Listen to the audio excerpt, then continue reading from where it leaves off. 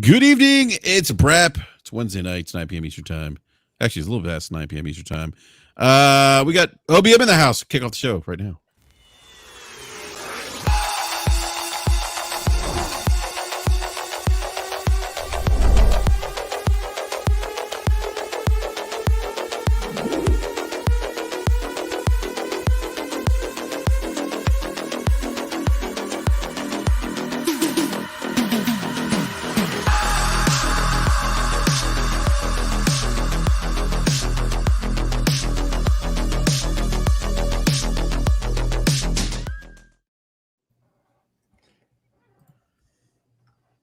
All right. Welcome back, everyone. Big shout out to everyone in the live chat. Thank you all for hanging out with again. I can't even talk. Hanging out with us. I still can't talk. Hanging out with us this evening. Appreciate the support as always. If you're new to the show, look, here's the deal. We are one sub, just one sub away from 3,000 subscribers. Just one. If you're new to the show, you may not. It may have been a bad idea to say that because you know how some people are. Some people are just gonna unsub. Yeah, that's right. Maybe I should have said. I probably jinxed it then. That's a good point there, Slomo. Yeah, but hopefully that's not the case. Hopefully, people, someone decides. Hopefully, we get 10 additional subs, not 10 less subs. So, somebody, Def Lloyd in the live chat says, "Go make a sock account." Thank you for that, Def Lloyd. Cheat the system. Yeah, cheat the system. Somebody just asked T-Rock too. Are you getting Elden Ring? Is the Pope Catholic? Of course. If there's anyone who's getting Elden Ring, definitely T-Rock. Getting Elden Ring. Yeah, yes. T-Rock is. See, I told you. Look. Yeah, Michael Brown just said I am sub. Thank you. I should have kept my mouth shut. It is September 1st. I can't believe it's September. I've got a lot to talk about. We got my man, the Xbox Insider himself. OBM, one bad mother. He doesn't like being called Xbox Insider, but let me tell you, this guy's got the juice. He's got the juice. I know. Knows everything. Call him OJ. I know nothing. But hey, thanks for having me on, Enrique. I interrupted my nap for this, so hopefully we get some breaking news during the show to make it worth it. Now, on a serious note, thanks again. I always like coming in and talking to you guys. Especially when we're one of the few that don't have some clickbait stuff going on today. So that's nice. I was going to do clickbait, but I mean, everybo's doing it now. So yeah, right. Apparently Austin Evans likes doing it too. But excuse me. There's that laugh again, slow-mo. That was pretty evil. It's pretty fucking evil, man. Hey, look, man. I can't say Austin Evans help. and you start laughing. I can't help it. I can't help if my laugh sounds like the laugh of a supervillain.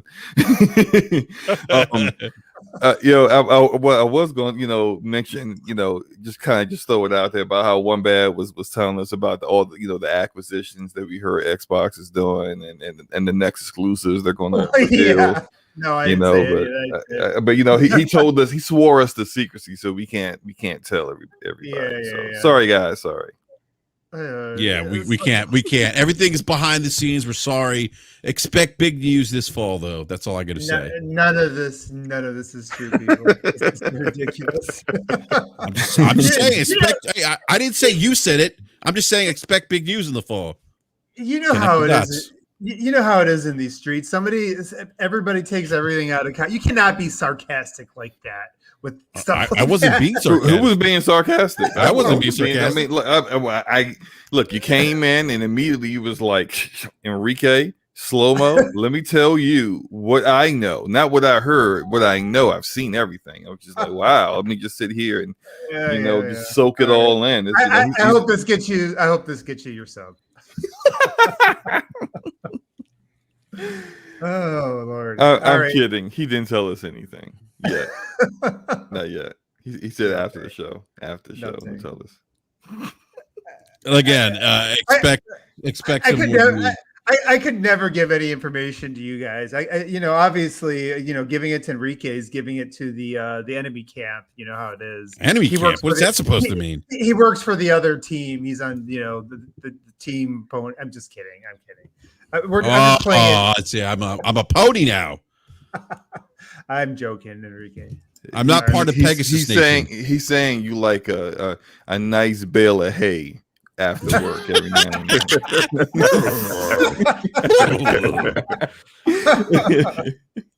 My hooves need some shining. Yeah, no, that's on that note, we got Slow-Mo Backslap. What's up, Slow-Mo? Yo, what up, y'all? How y'all doing this fine evening? I hope you're having a good day. Let's can't wait to get into it, man. Let's go, man.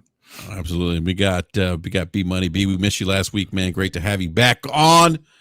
B, I know people, I keep telling people when B Money speaks, you need to listen, and we're going to talk about EA later on this evening. But B, first of all, welcome back to BRAP. And you're right, man. You told people about EA. Yes, sir. Yes, a couple sir. months ago.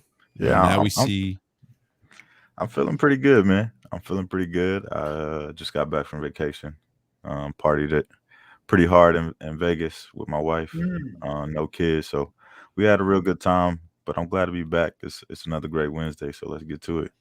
No doubt, man. No doubt. Well, I'm happy to hear you had a great time in Vegas, man. So real quick again, everyone, you know what? I need to drop the link here in the live chat. If you guys are going to be so kind to retweet the link here and let everyone know we're live. But I also want to give a big shout out to my man OBM, who is now the proud owner of Greatness. He can actually play good games, real next generation games. He can play on a console that actually shows what next gen looks like. OBM, welcome. I don't know why I signed up for this show today. OBM is official owner of a PlayStation 5, sir. Greatness. Forte finally came through, man. Yeah, he finally came through. Oh man, shout out to Forte. Yeah, and again, thanks to Forte. For those that don't know, I'm joking. By the way, I was joking about this stuff. I'm just teasing OBM. I know if someone's going to take what I said seriously about playing good games, finally, like, I'm joking. He's not. He really feels it in his heart. No, I'm really joking. Enrique, where's your sub count now? Yeah, I imagine you're a little bit further away than one sub now. Yeah, right. I didn't get that kind of intro when I got my Series X or when I got this Nintendo Switch. It's only when I got the PlayStation. But yeah, I want to thank Forte. He's actually Mr. Forte lives like 15 minutes from me, or he works about 20 minutes from me, and he gave me a call, let me know that some kid got in trouble and got his PS5 digital taken away and returned back to GameStop. And so I was there, not too long afterwards. And so now I have my PlayStation 5. I got my Demon Souls downloaded, and I'm off. And I finally got the whole next gen suite of consoles complete again. So it feels good. Greatness. Well, welcome to Greatness, OBM. Thank you. Yeah, my pleasure, man. And I'm happy. Yeah, I'm happy that Forte was able to make that happen, because Forte kind of had a reputation about like not looking out for people per se. But let me tell you, he called me. I was doing a BRAP rant. My phone blew up. It was Forte. I picked it up. He's like, "Where's OBM? I got a PS5. It's waiting here for him." And so Forte came through, man. So that was huge. It was. Let me grab the super chat from our good buddy Jeff Grubb with the $10 super chat. Thank you for that, Jeff. Appreciate it. Says, listening while I box in virtual reality. So bring the energy to help me get fit. Jeff, we will bring the energy tonight so that you can have the energy to box in virtual reality. By the way, that's something I need to do, because, I do walk, by the way. I do exercise, walk. But I was thinking that's why Walla Bill had tweeted something out on Twitter about Beat Saber, and I think there's a soundtrack for Skrillex or something. And if for those Skrillex, I guess he's like a DJ. But I thought about wow, maybe like a days like this when it's like when we have remnants of hurricane hit the DMV, where I can't walk, like today, maybe I could like fire up my virtual reality and do like something. But boxing sounds interesting, Jeff. I'd be interested to know what app or game you're using for boxing virtual reality. We know that Jeff needs to work on, he's got to keep in shape now that he's like starting to show off his guns on his podcast. I don't know if anybody's been catching that. He had a nice tank top and nice tank top. He had the guns out, So it's good to see that he's continuing to work on his show there. Yeah, I imagine when Jeff works out, his hair just moves in slow motion. You know what I mean? like a Pantene commercial. You know what I'm talking about? You know those Pantene commercials? Like I imagine Jeff and his locks just moving slowly as he bobs and weaves. Well, this should really get Jeff's blood pumping. Let me tell you guys about all the tea that Jeff told us about all the secrets in the industry. I'm kidding. I'm kidding. That's he hasn't said anything at all. Yeah. But it's yeah. I mean but seriously, if anyone has sources, it's Jeff Grubb. Jeff Grubb. Yeah. Now three different versions of the sources laugh, by the way. have sources. Okay. Yeah. Yeah. Hey, so if you guys, I don't know if you guys had the chance to listen to, if you guys watched Nintendogs, Last of the Nintendogs with, it went live today with him and Mike. God, what's Mike's last name now? I forgot. Minotti.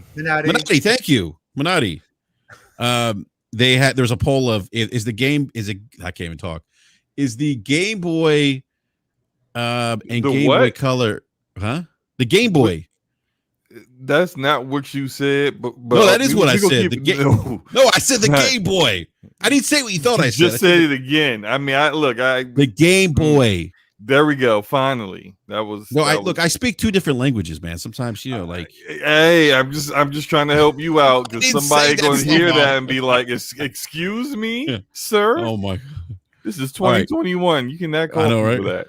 Yeah, the Game Boy. There we go. If the Game Boy and the Game Boy Color are two different platforms, or one is a upgrade of the other one or something, they had like a poll or something, and I think Mike's stance was I forget his stance now. Oh my god, I don't remember. Anyhow, yeah, I don't remember now. It was anyhow. We'll move on. Let's move on. Yeah. That old butchered that, man. That old age. Dude, I'm telling you, I'm old. That's what I get for and then forget what he's talking about halfway through. All right, they were talking about this. It was amazing. It was that was like remember the blue screen of death with the old Microsoft operator. That's what I felt like I just witnessed. But yeah, keep going. Hey, it's interesting. Why are people taking horse dewormer? By the way, have you guys seen this? Totally not game related, by the way. But I saw like horse people. Okay. So this pandemic has been kind of like a sideshow in some sense because there's some really interesting people. And apparently like some people are taking horse dewormer to treat COVID. and the medical community is like, no, you cannot take horse dewormer. And story is somebody, I don't know if it was in Mississippi, but somebody went to the hospital, demanded that they treat this, they get treated with horse dewormer. The doctor said no. Then somehow a judge intervened and said you actually have to treat this patient with horse dewormer. What? Okay. I gotta be like somebody should make a game called Murica. Can you imagine what that game would be like? What the meta of that game would be like? Yes, I can imagine what that game would be like. Yeah. Like I see this stuff. I'm like, oh my god, what? I feel like I'm in Bizarro World. Have you guys ever seen that movie Idiocracy? It's been a long time. I know what you're talking. Brondo. It's got that. I feel like we're heading that direction. If you haven't seen Idiocracy, so what happened this week, Enrique? What are we talking about tonight? I don't know, man. I'm just rambling on right now. I know. So I'm trying to get to a topic, man. Like, no, I'm rambling on, man, because I'm passing the rock to you. I know. You just fumbled it like you Kwame Brown right now, man. Yeah. Not Kwame Brown. Not Kwame Brown. Let me stop you. I don't want Kwame to come out. Hey, yeah, exactly. Talk about it tomorrow, man. Be on my ass. Hold on. Let me find a different bum in the NBA to talk talking. Yeah, No, don't- I'm just getting. It's just. You could at least call Go me ahead, Ben man. Simmons, man. Come on, man. Kwame Brown. Oh yeah. But we could definitely talk about Ben Simmons. He ain't gonna say shit. Yeah, he's Kwame Brown might come after that ass though. He's tired of Exactly, man. He's tired of he's hot. He's like, I had a 15-year. I think he actually played the league for like 12 years. Look, Right? he's not a bum. Like, No, he's not like a bum. he's awful because like a Very bum is average. like Darko Milicic who went out the league pretty fast. Bum. Like Bum. yeah, like if you over can here in last in the Detroit, we league. understand. Oh, my bad. Not really. no, but still.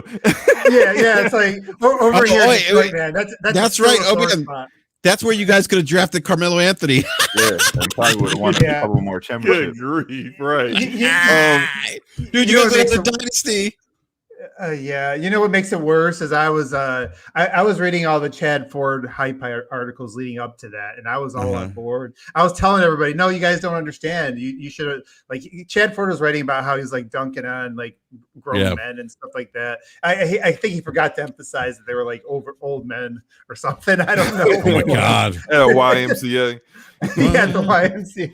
So yeah, that was obviously that's a big sore spot in Detroit sports. But you know, whatever. At least we won a championship back then. Now we don't have any teams that are doing anything. So you know. Yeah. But, Well, those are the good old you know, days.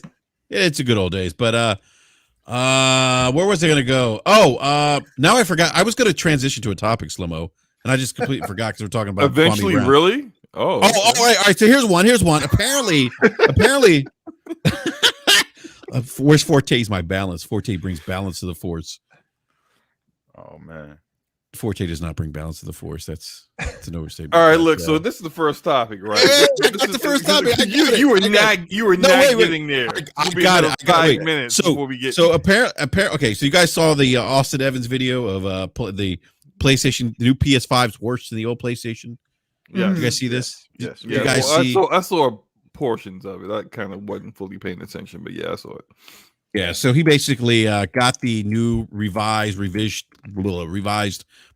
5 that's on sale in Australia and Japan right now. Got it in his hands, unboxed it, took it apart. You know, it was lighter than the current PlayStation 5. I think like 300 grams lighter or something like that. I forget. But it's like a half pound or something like that. Lighter He said than the 300 grams. Yeah. So it's, 300 yeah. lighter than the original PlayStation 5. And lo and behold, they found out the reason why this thing was lighter was because the smaller heatsink, right? So, and actually, you know, that heatsink is pretty damn big in the PS5, like the original PS5. But this one is smaller. And so what they did is they measured the heat coming out the rear, right? Oh, by the way, for those who are intimidated by screwdrivers, the new PlayStation 5 does not require you to use a screwdriver.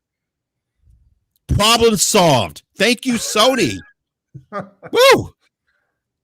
Now those SSDs can get installed, right? Plug and play. Take your thumb, your finger, right? Lefty loosey, righty tighty, whatever they say, right? We're having a hard time keeping you on track. All right, back to PlayStation 5 causes global warming. Man, aged 12 years overnight, man. I tell you, his brain is just all over the place. No, but actually that was the topic, Enrique. But that was one of the things they talked about in the video, like the screw, like they talked about it. So anyhow, they did a thermal reading of the exhaust, of the heat coming out of the exhaust, and the PlayStation 5, new PS5 with the smaller heatsink, and it is like 3 to 5 degrees Celsius warmer, right, than the PlayStation 5. Now, you know, Austin Evans was kind of like, you know, I think this is an issue. I'm paraphrasing what he said, but, you know, he kind of voiced some concern in his opinion that this could be an issue. Since then, some other people have chimed in. Jeff Grubb, who was who gave us a super chat earlier this evening, actually wrote an article about that as well. You know, saying that, hey, this is not really going to be a thing. And actually, I DM'd Jeff about that too. I was like, Jeff, what do you think about this? He's like, well, you know, it's probably FUD. And it's more or less, you know, within range, within spec per se. And so, you know, this thing went like wildfire. And I think, Obium, to what you said in our private chats when you're telling me about stuff that's coming up with the Xbox, wink, wink. No way. That Stop it. that that this may not be in part, maybe this is being covered a lot because slow news cycle. But you also said something very interesting. I thought was you said this on Boom Show, by the way, too, the other day. I thought was a great point, because part of the removal of the larger heat sink, right, is that Sony is they're saving money, right? And obviously, copper is hard to come by. We're in a unique situation right now, the pandemic. We know about the chip shortage. Materials are at a premium. Those things factor in. We know Sony wants to get more consoles into the hands of people. We know the PS5 now is profitable, but obviously Sony's going to do things to try to, if they can produce a console that works just as good and produce it in a way that will save them money, they're going to do it too. Any company's going to do that, right? But you brought up something very interesting on Boom Show the other night. Share with the listeners what you discussed there, because I really thought it was a great point, OBM.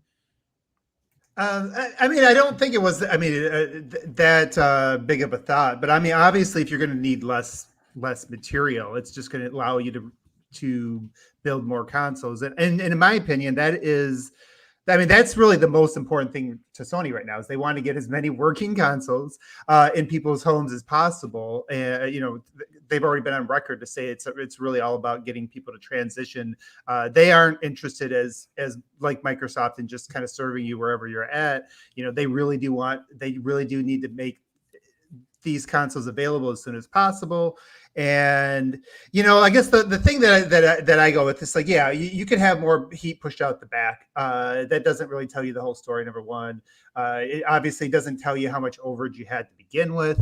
And I have also, through historically, whenever there's been like mass hardware issues, it's usually like on the things that are kind of oversights or overlooked. It's like, obviously Sony didn't just make this and go, oh shoot, did anybody check to see if it's actually, once we shorten the the amount of metal in there that it's still, running cool enough. It's not like this thing is an oversight to their engineering department. So to me, this just doesn't seem like, I don't know. It just feels like it's a slow news cycle, and that's why we're talking about it. Well, no, you bring up a good point though about, these things typically happen, maybe some kind of oversight. You also said something to me that, or I think on the show too, I think you said this to me as well when we were talking about it yesterday, that Sony's not going to risk, saving millions. What'd you say? They're not going to. Oh, yeah. They're not going to. Yeah. Go ahead, man.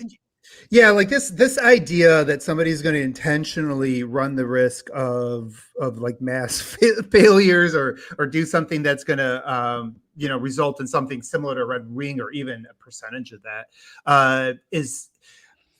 I get it. Companies want to save money, but they're not gonna trade in saving millions and risk billions in the process. Like their brand is as important as anything. And again, you listen to the executives, how they kind of talk about it. They do care about things like even Metacritic and things like that, because their brand what? But you know what I'm saying. So basically, like their brand is more important than anything. So like you're not going to. If you do something that can damage your brand, like if you had something that was going to be egg on your face and hit a major news cycle like that with some sort of deficiency, that just completely dwarfs any sort of potential savings. Like I don't even think savings could be that much of a factor unless they think it is like there's like a 0%, like like there's basically no increased risk in going along with it, because that to me that just feels very insignificant in the scope of what the potential risk was, if there was a risk. So that I just look at it from the business standpoint. These guys, we know corporations aren't it's not that they care about us. They care about their brand, and they care about what the investors think. And so, I look at what would drive those decisions. And so that's why something like this isn't really, on the radar. Now, could things like fail for other reasons? Maybe because probably not. But usually anytime you have new hardware, there's always some risk to that anyways. Which is why I always usually get warranties with being an early adopter on anything, but I don't think it's any greater than what it was, with the batches that came out at the end of last year.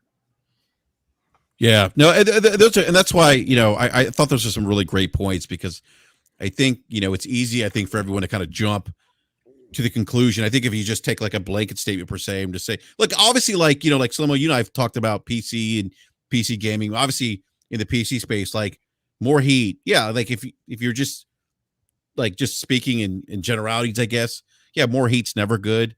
But this isn't like even in regards to what he Yeah. was doing, more heat coming out of the PlayStation 5 is not a bad thing. That's actually good. You don't want that heat in. Right. So like, how is that? Like, his testing was just flawed.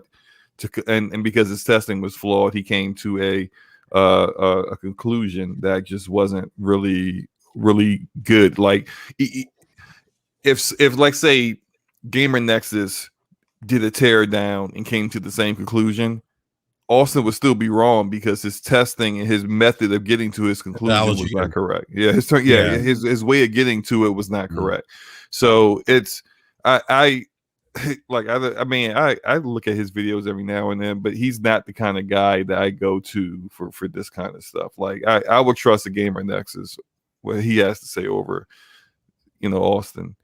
So I would too, Slobo, like in a heartbeat, like, and it was kind of like, also it was like he's got a big following. He's got like oh my god, I forget how many people he has subscribed, like 5 million subscribers, right? Yeah, he's got millions of people. Yeah. I mean this hold on a sec here. I gotta see if I could share this. Give me a sec here, guys. Hold on a sec here. But I mean, well, are you doing that? B Money. What were your thoughts on this? I mean, I kind of felt like it was a bit overblown.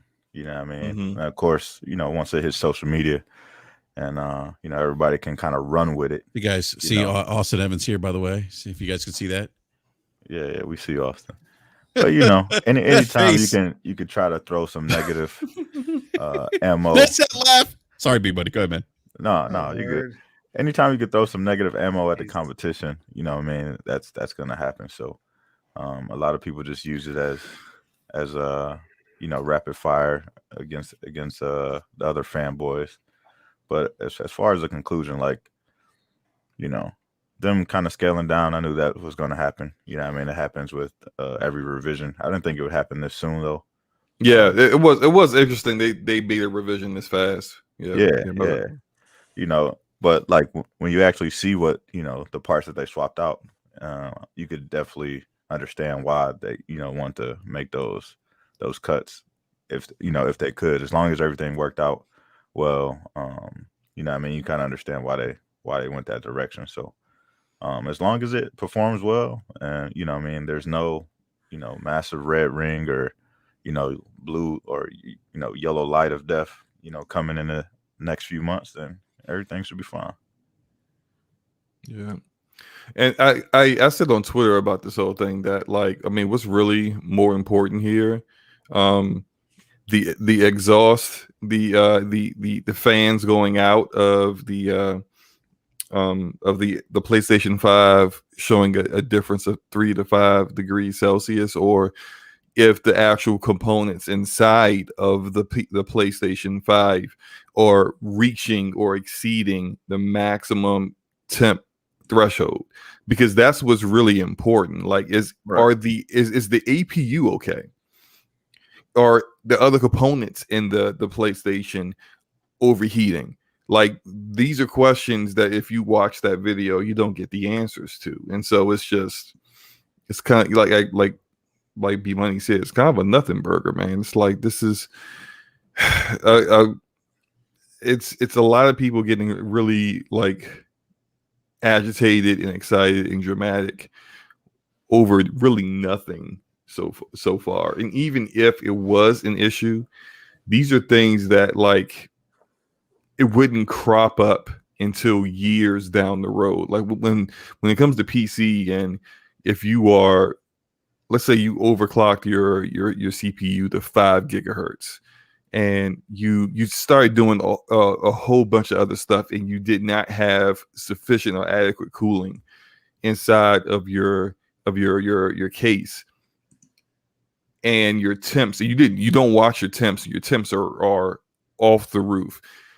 your PC will still likely perform just fine for a while. You're just going to shorten the lifespan of the components in your PC, and so it's not like I don't understand. Like some people, I've seen people say things like, "Oh, the new PlayStation 5 is going to blow up." I'm just like, wait, what?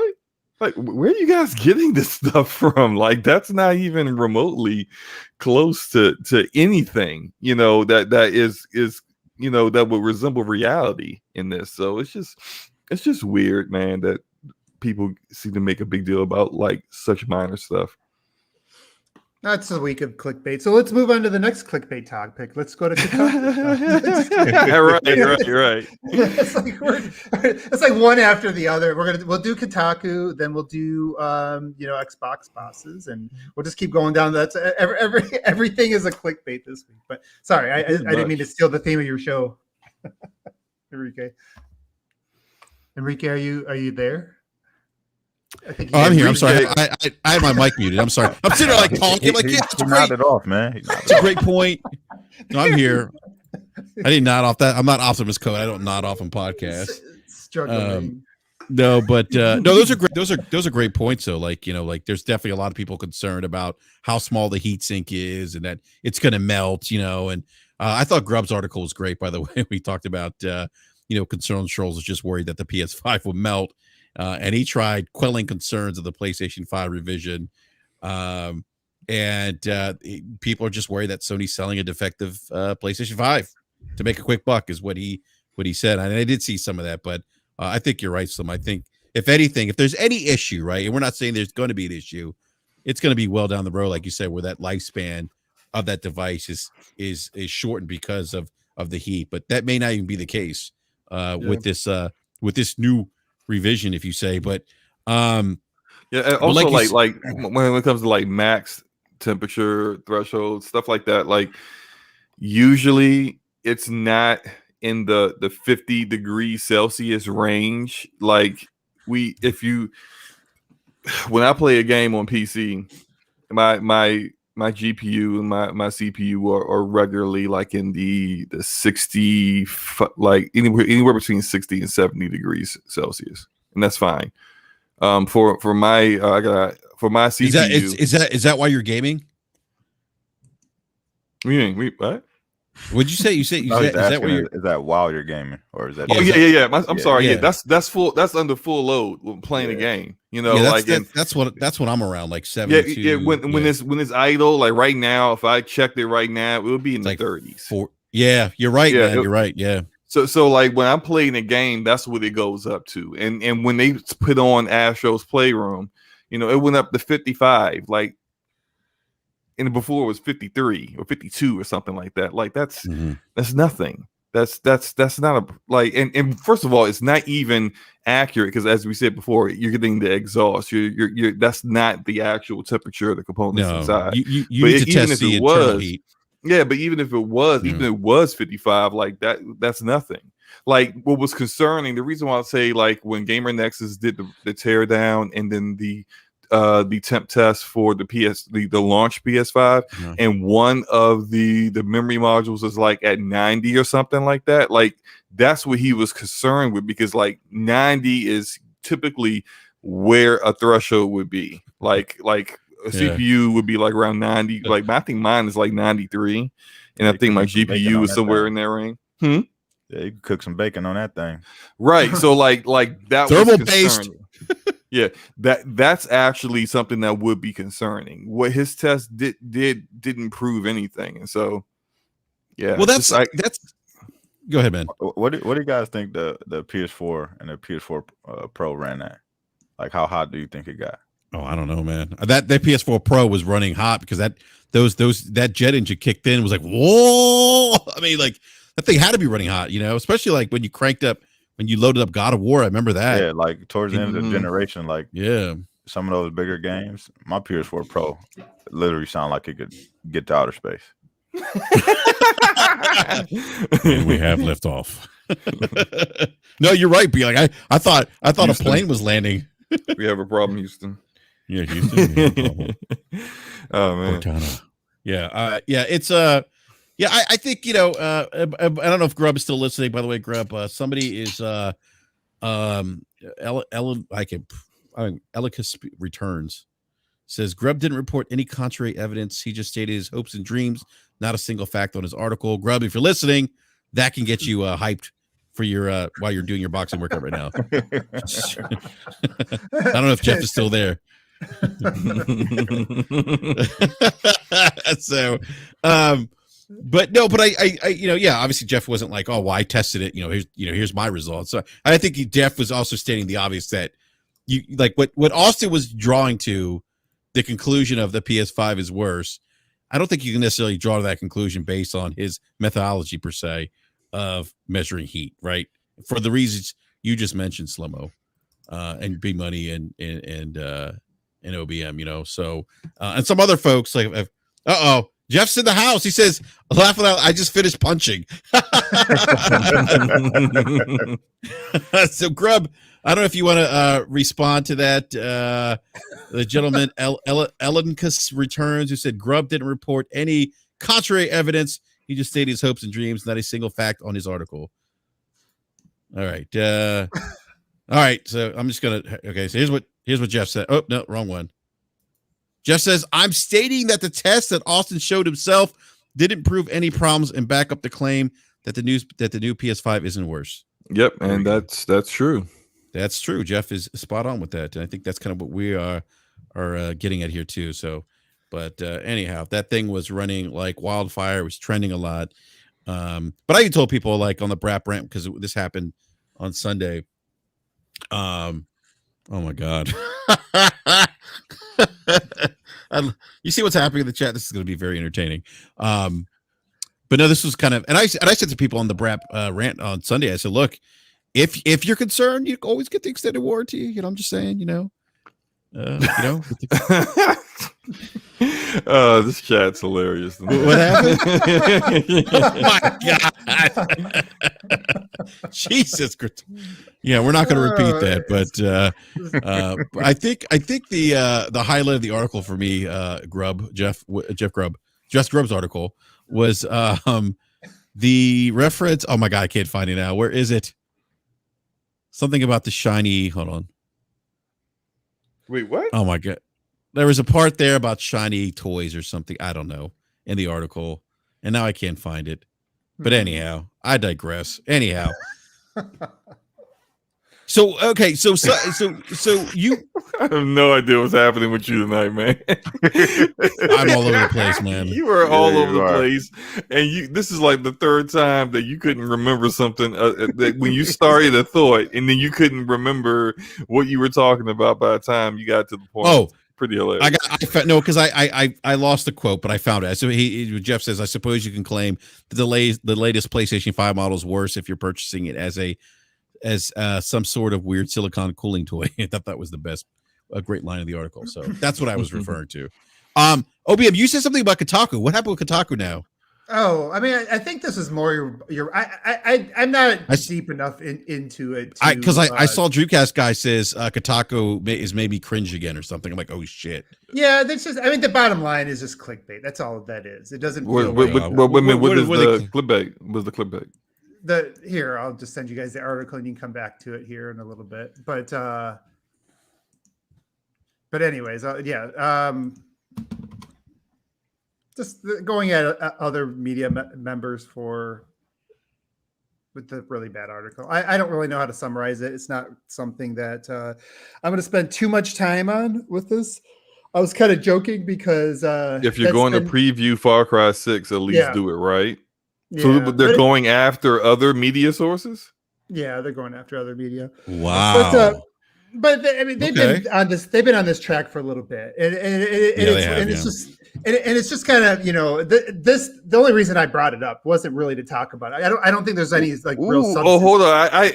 I'm skimming through this, and I'm already seeing some. I feel like some bitter cookies over here.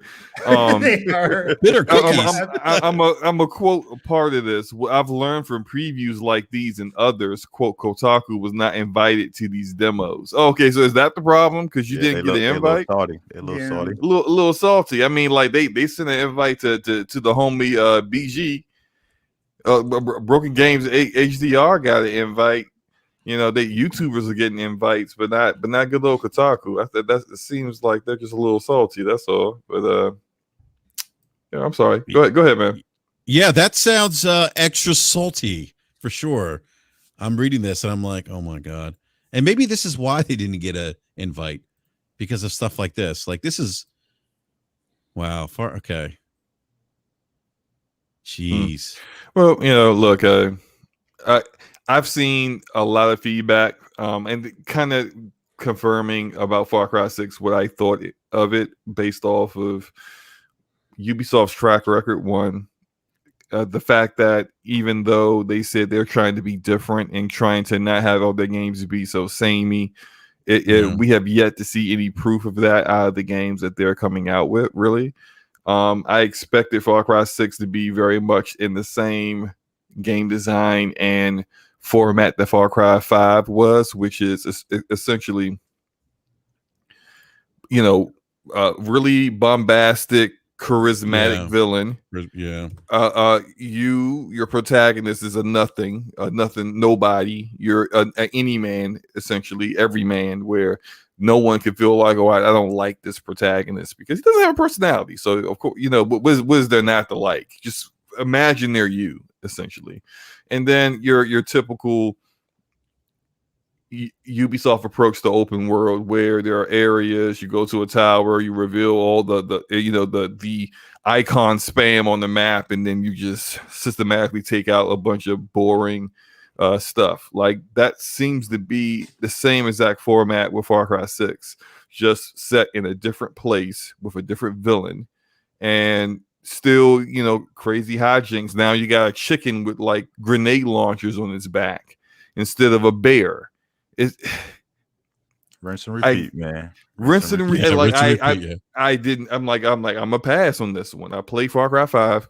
I enjoyed maybe a third of it, and then I struggled through the last two thirds of it. I just wanted to finish it and get it over with, uninstall it, and never play it again. It got boring, and I don't want to play these kind of games anymore. I'm just kind of done with that. Do you think that this was kind of they pulled? I feel like I've heard people say that with this game it seems like maybe they pulled back on that stuff, where it's maybe along the lines of like the earlier Far Cry games. Well, no, that's based off of the feedback from people who've played it, who got a chance to play it. It seems very much like the same. So the same. Okay, got you. You know, I'm just not interested. You know, if it turns out like maybe they take this feedback and actually do something with it. When's it supposed to be coming out? Like early next year, right? I don't know, man. Yeah. Early 2022. I mean, I think they don't have enough time to actually make any real changes to this game. But if somehow they do, you know, maybe I'll get it on a sale or something. But I'm just not interested. Yeah, there's no way they're going to change any of the game design at this point. If they're it's way too late for that. Yeah.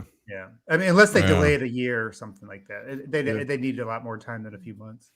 Which, if I want to be a little bit more fair to them, hopefully when they said they were going to start changing the way they do games, they said that last year, and it's really like if games that are deep in development, like there's just no reversing the course they were already on at that point. Like that's stuff you really kind of need to do much earlier in game development. So a lot of those games, like Far Cry 6 was well in development when Division 2 bombed, and when what was the other one? Ghost Recon Breakpoint bombed. And then they started to look in the mirror and say, yo, what are we doing wrong here?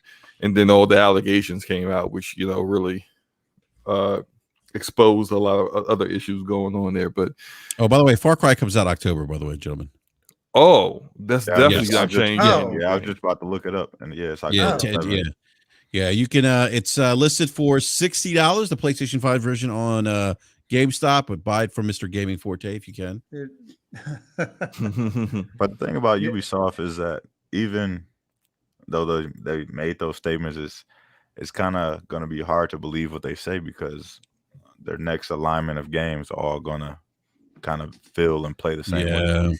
Yeah. I mean, even with the Rainbow Six game, like I don't know who that game is for, the Rainbow Six Extraction, and then they had that alpha for that upcoming game where they put like all the Tom Clancy characters together. Like, I don't know who asked for that game. You know what I mean? So it's kind of hard to see them changing their track record when everything that's coming down the pipeline is still the same stuff. Well, like Slomo said, it is just where they're at in development. So they could make changes, but they would have to be willing to delay, and that's going to be a big hit to the bottom line and for the next year if they did something like that. So obviously, it's something they're going to have to do over time, I think. And also, investors will also not be happy about them delaying as well. So right. there's that That's too. a great point. Yeah. And there's no guarantee that whatever because it's not like they have this other plan B template like in their back pocket that they can just pivot to and say, all right, everybody, let's go to this like ASAP. It's probably going to be something. I'll be curious to see if they're just going to go with another template across all their games, or if they're going to give some of their creative leads a little bit more autonomy to try experiment with some different things.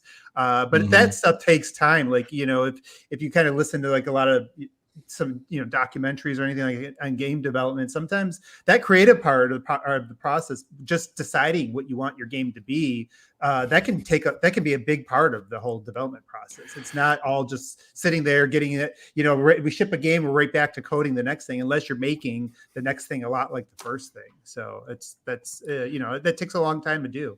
Yeah, but there's a lot of issues with Ubisoft that we see typically with big budget, big time publishers, and one of the bigger ones is that the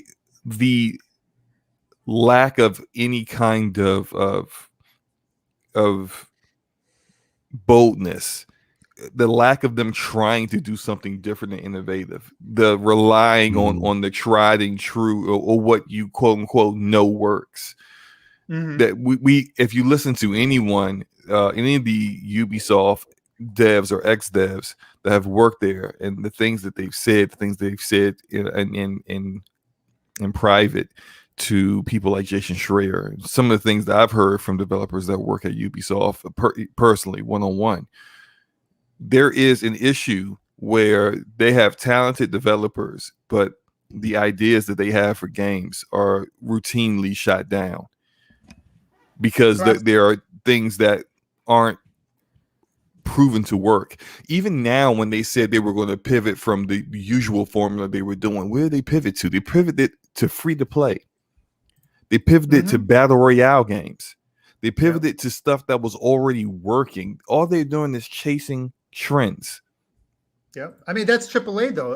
That's something we talked about that in the past too, and that's really that's one of the challenges I think that there is in the AAA industry, and I think Grub actually alluded to this a little bit on Friday.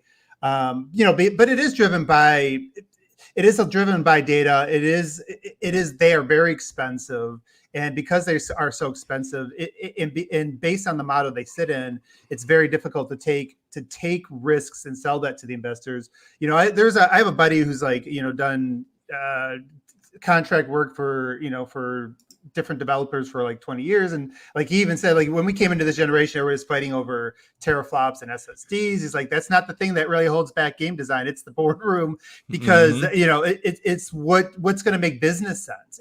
And so like when you start thinking about like what really empowers developers, it's going to be the things that either change the business model, mitigate some of the risk, or just reduce the costs, like with tools. And the good news is that a lot of that stuff is sort of happening and from different angles. And hopefully that does give, that does give some of these developers, in the AAA space, or allows other investors to kind of pull up some people that maybe have been, big indies or AA, and pull them up a level, and start to bring back some of those things that that we might have seen, a little bit more diversity, a little bit more risk taking from the top end of the industry, or at least when I guess what I'm thinking of is more It doesn't have to be the most expensive games, because I think the AAA is going to continue to be like platforms, but at least that next tier can bring Phil back, that where you have games that the production values do appeal to like the mainstream, yet they might still try something a little bit different than the mainstream, so like, I mean, like, hey, look, like, I'm gonna say this, and this is coming from someone who thoroughly enjoyed the Division, but both of those Division games. So I'm not someone that's like anti Ubisoft or anything, but this current pivot that they're doing right now, where they're chasing the biggest trends out there, you're missing the wave. You're missing like the wave was hit by someone else who took a chance, and now you're trying to copy what they're doing. You're trying to do what they're doing, but you're doing it so close to what they're doing. People who enjoy those other kind of games don't see the need to try your game because, hey, I'm already playing that. They tried to do Apex Legends with Hyperscape. How'd that work out? Yeah. That other game that they made where had that B Money mentioned with all the Ubisoft characters, that didn't last a year. Yeah, they took the Division, which is a looter shooter, and now they're trying to turn it into Scavengers, an indie hit on PC, and it's like, that's not what people want the Division for. You've already established this franchise and what it is. You're now just taking the Division and taking Scavengers and putting a Division skin over it and saying, hey, it's the Division Heartland. That's not what we want to play. Where's the gear at? Like, there's literally none of the soul of that game is there. The one that they just did a test for, and that most people can't talk about, but hey, look, they can go ahead and shut me down and not give me another beta key or a test key if they want. That X Defiant thing was complete garbage. It's awful. The time to kill is inconsistent. The guns feel terrible. The gunplay is awful. The modes are lackluster. And all of it is reuse assets from other games. I mean, like, I can't imagine it took them longer than a year to put that together. They have reuse assets from the Division 1, from Ghost Recon, and other Ubisoft games. This is typical Ubisoft because there have been evidence of them taking assets because a lot of the smaller studios across the world are co-development studios for some of the other bigger studios working on games. So there are assets that are in Assassin's Creed Odyssey. There were also in Assassin's Creed Origins. There are assets that are in Ghost Recon Wildlands that showed up and also in Breakpoint. So they reuse a lot of stuff. This game, X Defiant, is just like, look, let me just go throw everything that we already got at this. Just like, hey, just keep throwing it at it. We'll see what comes up. But that's what they're going to keep doing it till they hit. I mean, that's what they're going to do, man. But it's not going to hit because you're just copying what other people are doing. I don't disagree with you. Look, like on DPS a couple nights ago, a couple of episodes ago, me and Forte were talking about like the whole thing, the Phil Spencer quote about not wanting to be like wanting to have your own identity, and he didn't want to end up like just kind of copying what the red company does or the blue company does. We know which companies they are, right? I have no idea what he's talking about. I thought he was talking about the New York Giants and the Cincinnati Reds. That's all I knew. Sure. Now, I said then that, look, there's nothing wrong with doing one game like that. And even then, it's like, if you can still throw your own spin on it. Exactly. You could throw your own spin on it. Ubisoft isn't even doing that. It's like there is no own spin. It's just, hey, look, it's what they do, but we just put Tom Clancy's name on it. And it's just this doesn't work, and it plays poorly. So it's like it's not even fun. So it's not fun. And even if it was fun, if someone who the target demographic was really into it, they're not even going to play it because they already got a game like that. That's an ongoing multiplayer game kind of game. Yeah, you're really not going to get them off of that. You're not going to get these guys off of Apex Legends to play Hyperscape. They're not playing it. They got a game like that already. They have to get innovative at some point. And Yeah, I I don't, mean- I don't see it happening though. But Dude, I agree with you, Slimo. I just think that they're going to reuse those assets. It's cheaper for them to do that than invest in a new. I think you probably agree with me with this, OBM, that it's probably cheaper for them to do what Slimo's describing than actually put the time and resources in trying to develop a new IP, or you know what I mean, right? Like, Yeah. yeah, and New IPs. Yeah, new IPs are they are super risky. Yeah, it's just it.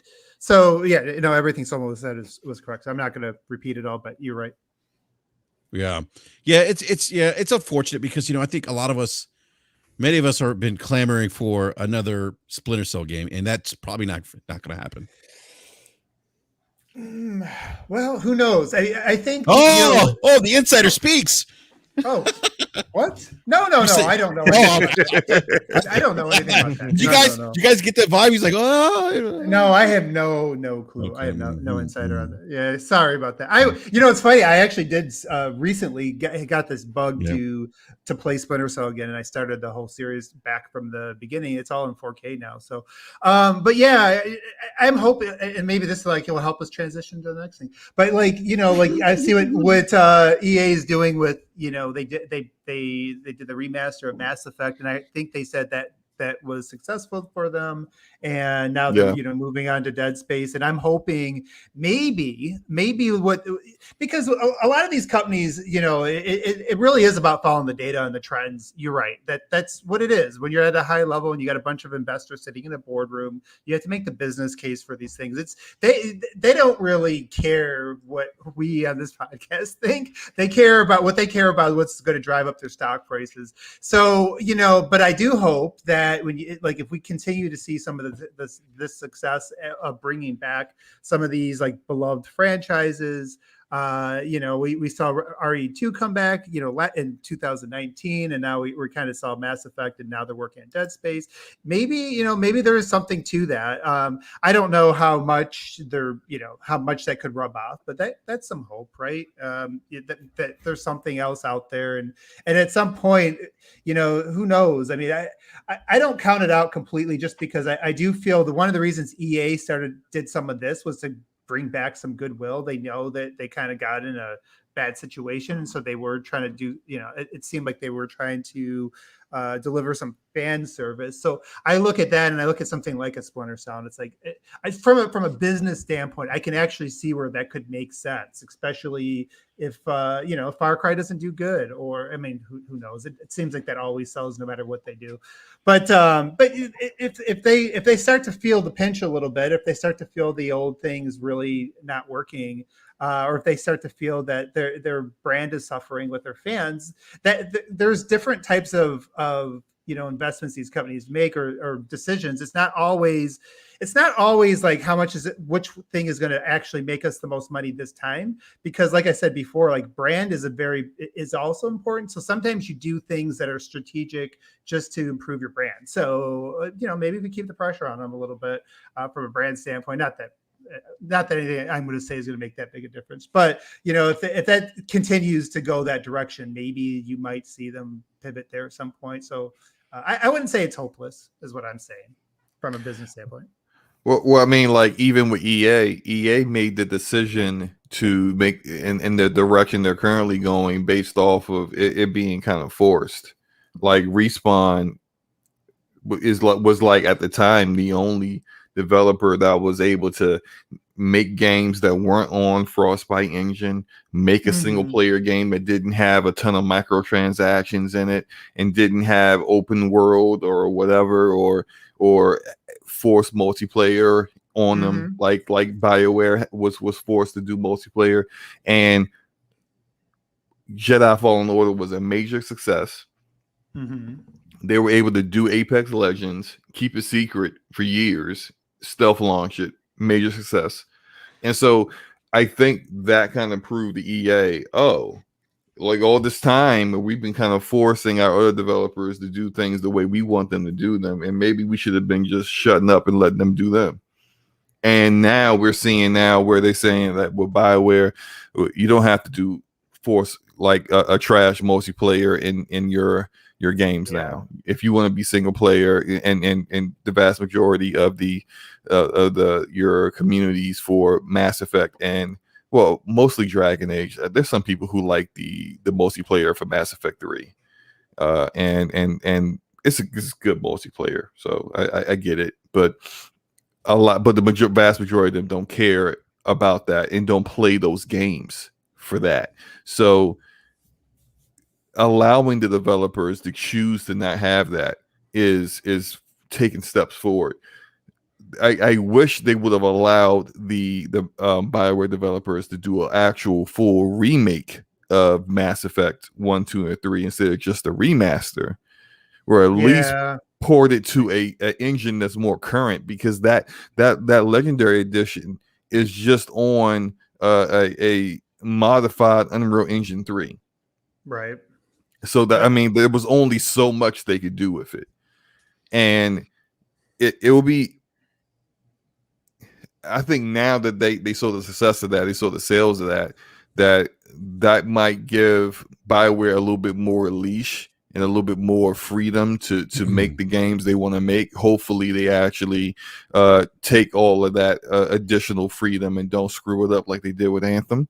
But it's, I think if you look at EA today and you look at Ubisoft today, Ubisoft is where EA was maybe like 3 or 4 years ago.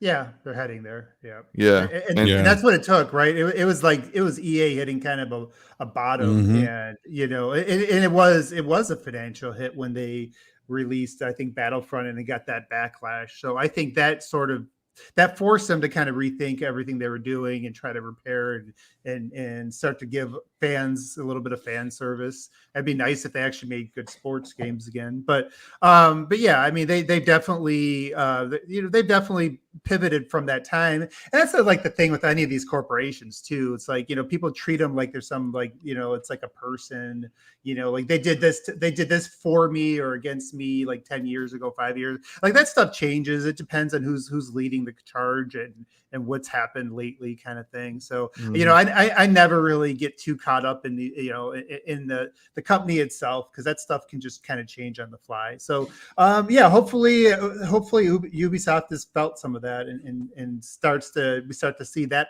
their pivot, in the next couple of years. But yeah, like what you said, it seems like it's too late for any of the stuff that's coming out right now. Yeah. About EA real quick, Enrique, just a real quick question.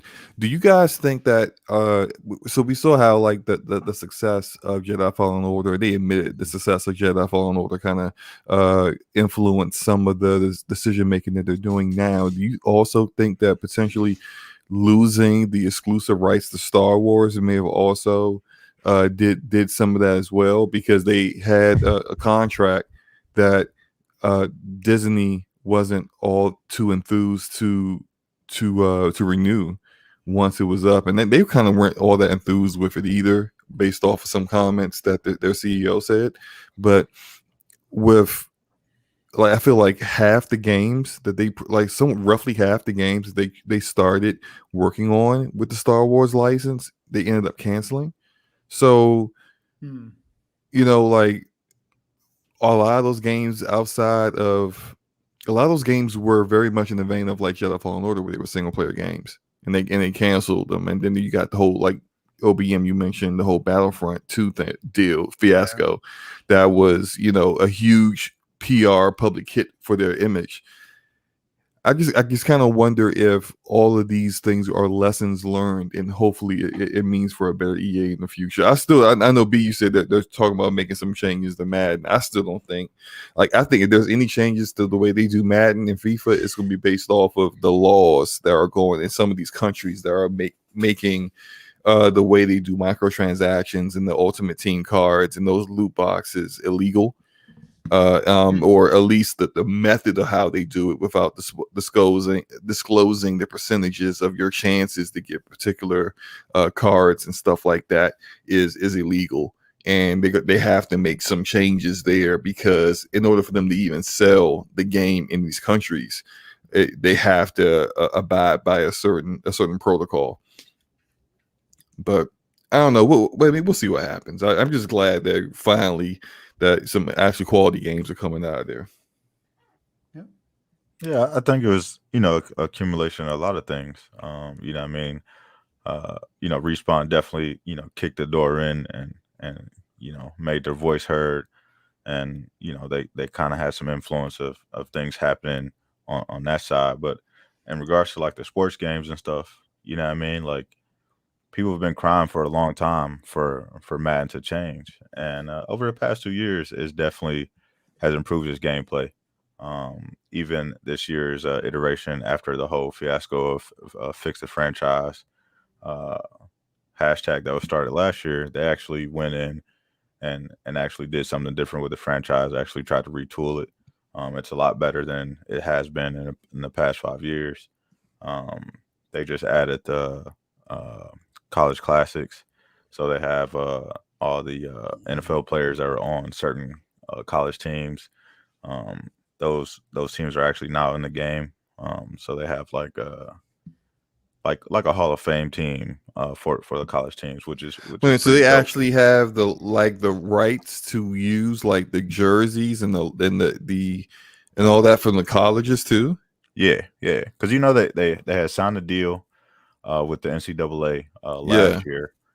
So they got the rights to it once they signed the deal. So once they got that, they already started working on the game. Scott O'Gallagher from 2K actually is heading up the NCAA football game, which could be out next year in July. If not, it'll be out the following year. But they're really doing a lot of good things over there to kind of improve Madden and NCAA as a product, and FIFA, and they're actually they went after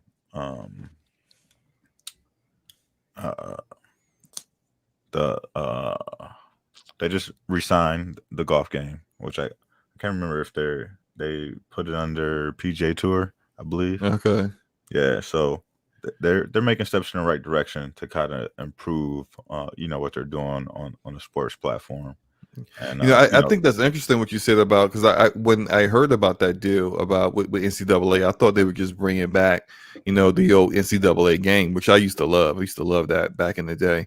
But if they are taking like some kind of like using that in Madden as well, that kind of helps them get around the whole issue of paying players, because the NCAA lost the class action lawsuit. Right. And them trying to deny one that they're disgusting, calling themselves a nonprofit organization, and they're making on average like $68 billion a year in TV deals and marketing deals, and using the likeness using the likeness of quote unquote amateur athletes that can't get paid to make money. Like y'all are freaking disgusting. But anyway, like, they lost that in the Supreme Court, and now they're rolling out changes that players can get compensated for, especially if you're like, say, like back in the day, Reggie Bush for USC, right? Like he was all over everything. You see his face everywhere. Like, he should have been compensated for that instead of him, having his Heisman Trophy vacated because he took some money or something like that, or he was paying. I can't remember why they did it, but it was ridiculous, right?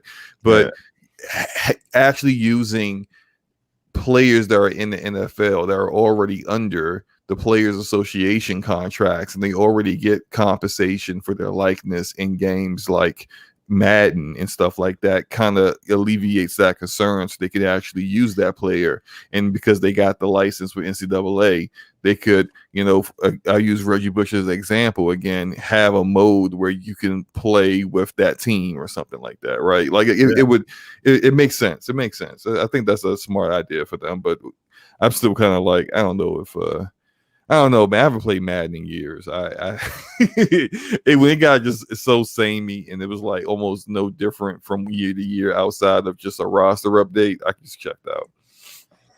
Yeah, I actually, it's funny. I went back and I downloaded it, I think last year, first time in years, and I'm like, this doesn't feel any better than I remember it at all. The AI I feel like somehow regress, which is I don't understand. So yeah, there's not really much care put towards at least to the single player version. I don't play it multi, so yeah.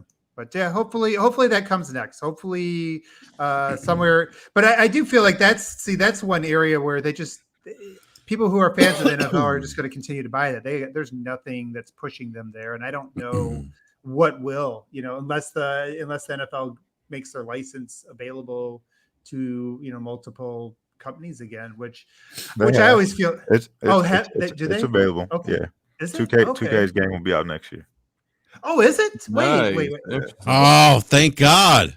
Dang. Well, okay. I mean, look, the I missed 2K back in the day when they made the game Visual $20, concepts. Yeah. and it was amazing, and the Destroy Madden might be a completely different 2K from today. Oh, yeah, absolutely. Yeah, because don't expect to be able to have all the freedom that you had back in the. I was in high school. Was that in high school? No, I was in college, I think, when that happened. Yeah, don't expect all that now. Expect to see some form of VC. those games are good though. Yeah. Lots of VC. Yeah, let me grab the super chat, guys, from Erodimus. $5 super chat. Thank you, Erodimus. It sounds to me Slow-Mo really, really, really likes this game. I don't recall what game he's referring to. I think he's talking about Hyperscape, the way I was trashing Hyperscape. But definitely joking. Yeah, but there's some great points about, like we were talking about Ubisoft and what happened to EA.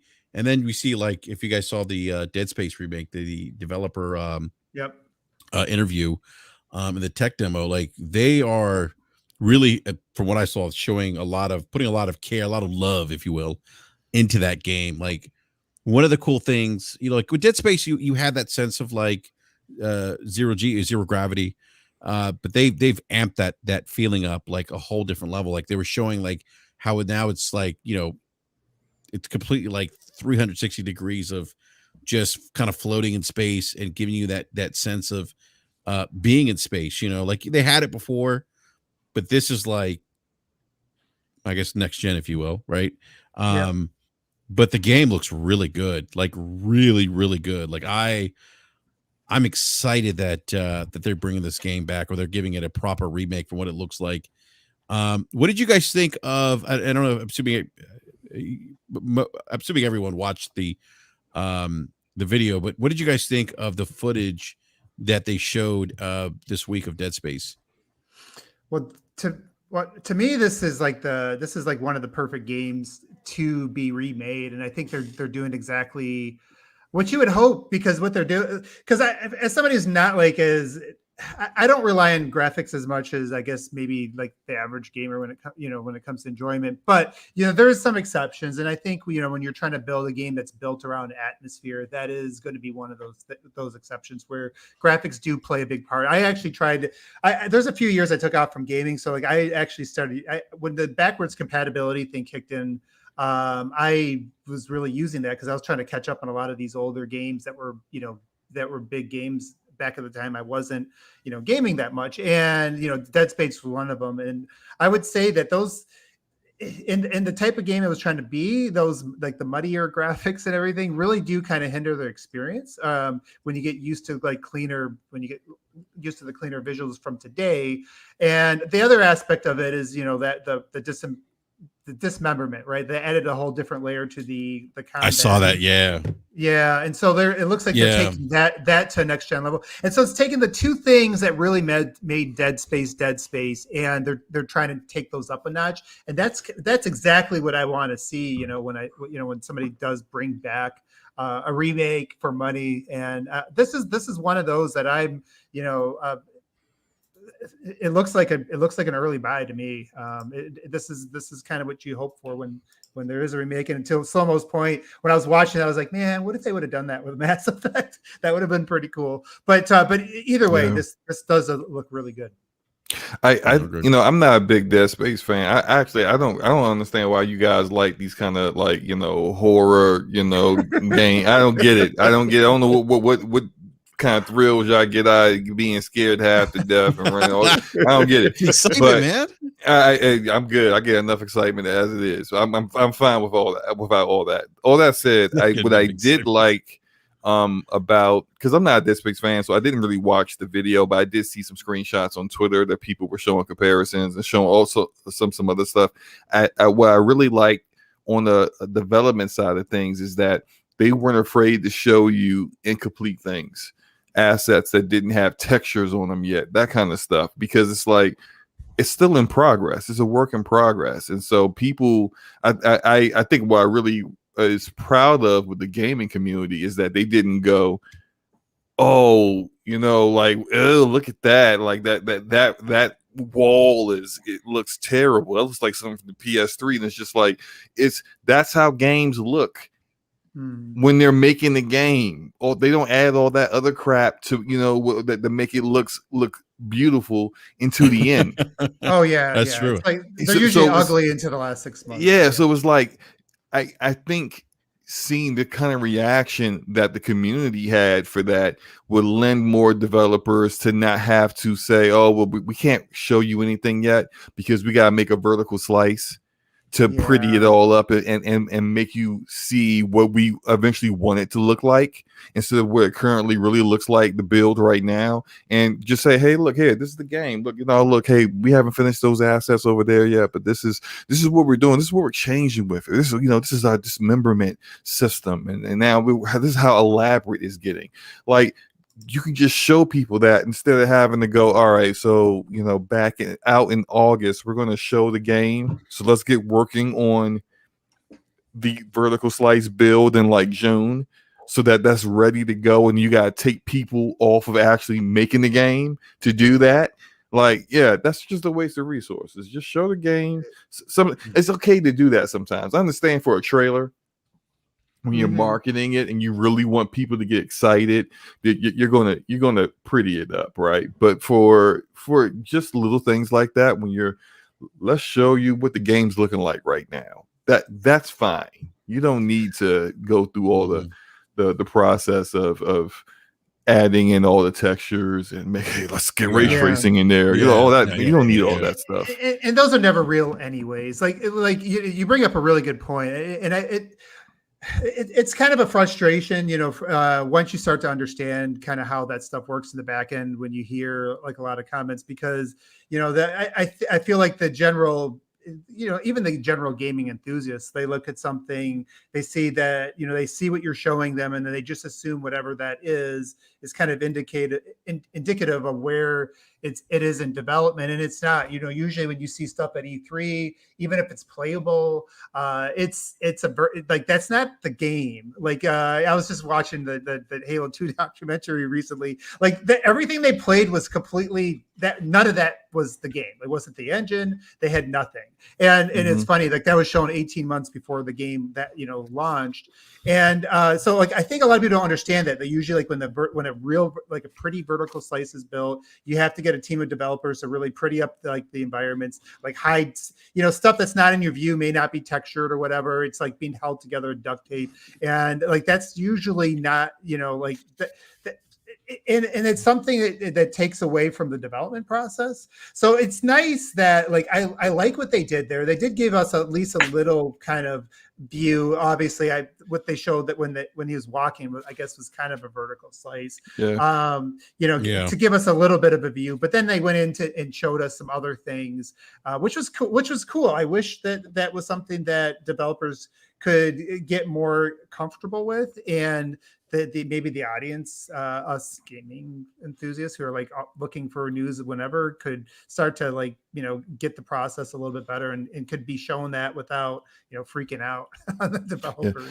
But also, let me clarify, because I don't want people to get the wrong idea. That's great to do when Dead Space is not coming out this year. Okay. Yes.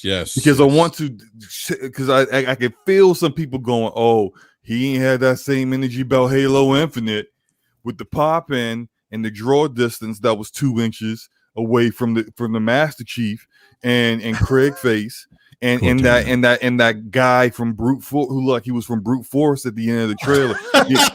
You ain't have that energy then, slow mo. You damn right I ain't have that energy then, because that game was supposed to be coming out in less than 6 months. So at that point, I expect to see it the way it's supposed to look. Okay, not 2 years away or whenever Dead Space is supposed to be out. That ain't supposed to be coming out next year, right? So yeah, I don't expect Dead Space to look amazing at this stage. But when the game is less than a year out, you better not show it not looking stellar, because then I'm gonna get worried. Because if you're trying to get it there and you can't, I'm starting to think you're kind of coming in hot, and I'm starting to feel like it's going to be a problem when it does come out, and usually it tend to be just that. So, yeah, I just wanted to kind of clarify the difference there. Thank for that clarification, Slobo. Yeah, and I'm going to resist the squirrel, so we can stay on track. But anyway, there's that laugh. He's had like 3 different versions of evil. I know. Somebody's got. You got another job somewhere. Yeah. Hey, I want to go to B Money real quick before we get to next subject. B, what are your thoughts, man? Did you watch the developer deep dive of Dead Space? Yeah, I did, and for me, like, the thing I'm really appreciating about just EA and 2K and a few other developers is the transparency. You know what I mean? Dead Space is a beloved franchise by millions of gamers. You know what I mean? So a lot of people have high anticipation for what this game is, and when it's going to release and what they expect from it. So them being transparent, showing us the early looks, showing us the differences between the original game and what they plan to do with the new iteration. I just appreciate it, because it's not something that we get to see all the time. And, like I said, it's a highly anticipated game. So people want to know that, that the work is being put in, and it's not just a new coat of paint and a quick graph for $60. So yeah, if more developers can continue to do this, I think it'll be a great improvement of what we've been getting lately, because I would much rather see stuff like this, and smaller tidbits, than to have a full hour show or 2 hour show of nothingness. You know what I mean? Or stuff that could have been, shown at a later date, or just put up on YouTube. You know what I mean? I like it when they, show appreciation for my time as well. So it's a direct video of what Dead Space is and what it's going to be. You know what I mean? They appreciated my time, got us in, got us out, and on to the next thing. Yeah, no, that's a great point, B. I mean, I really liked it. I felt like they kind of appreciated our time, gave me as a fan some great insight into what they're trying to do with this game. And like, I'm just hyped. I'm really excited for this. I want to grab a super chat from Erodimus, $2. By the way, everyone, we have about 140 people watching. Hit that like button. Hit it. Thumbs up. Thumbs up. Did we get at least one subscriber? One of you. Yeah. Can we get one subscriber so we get to 3,000 subs? I bet you if I said I'm giving away a Series X, people would give me. I'd get those subs. Actually, I'd probably get -10. Actually, one bad mother. If I said PS5, I'd get like 100 extra subs. Oh my god! All right, keep going. Erodimus, the $2 super chat says, "Be honest, Slomo. You were just a Halo hater. Slomo? Are you a Halo hater?" No, I'm not. I actually was going to show a picture of because I saw that super chat and I went over to my shelf and grabbed like 4 Halo games that I still have from that I bought back in the day, and I still have them from from Halo Combat Evolved. I got the Halo 2, the metal case. Yeah, the metal case. Oh, I had that. Yeah. That's the only one of those I ever bought. Ever. Yeah, but yeah. I got Halo hater. No, you know what? I think he's been sarcastic. He is being sarcastic. He likes it.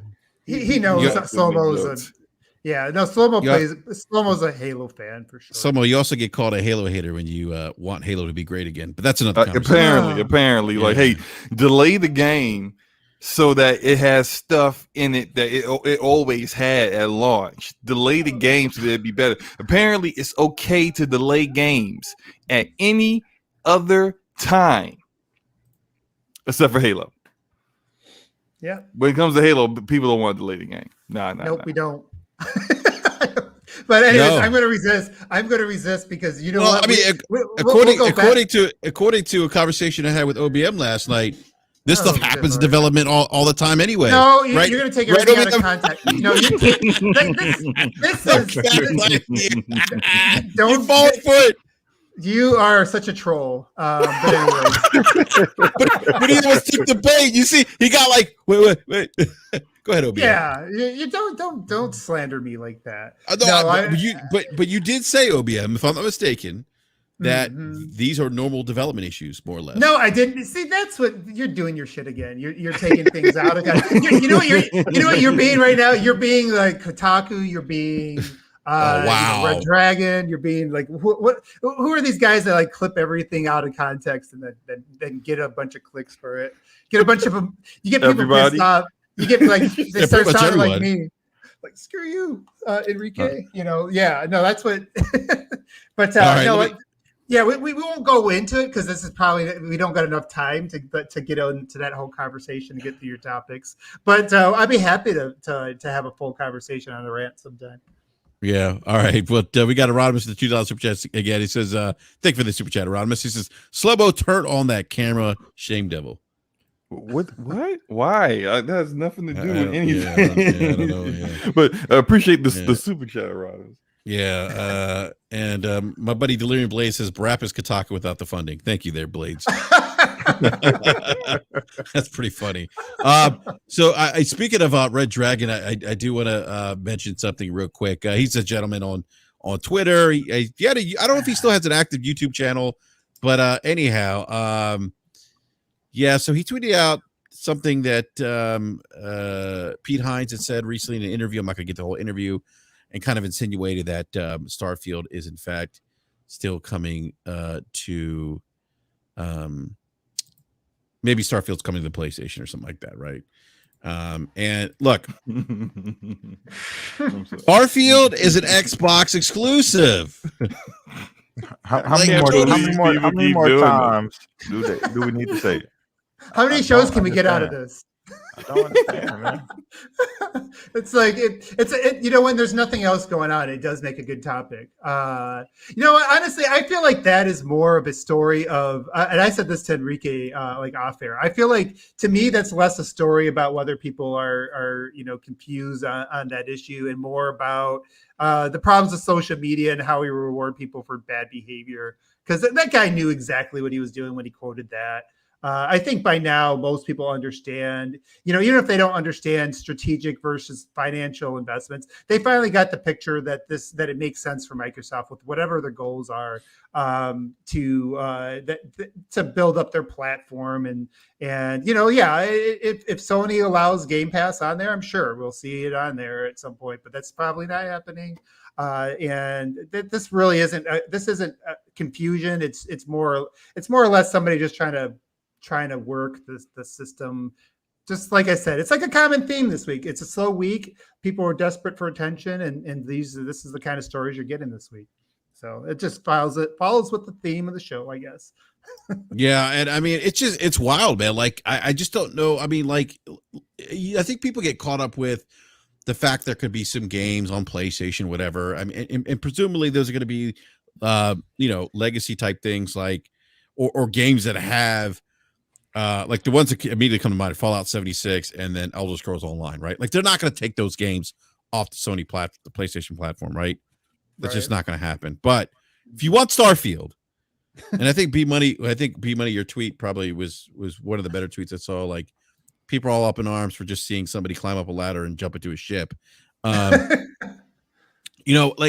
if you want these games, if you want Starfield, you're gonna have to buy an Xbox. I mean, like that's not even.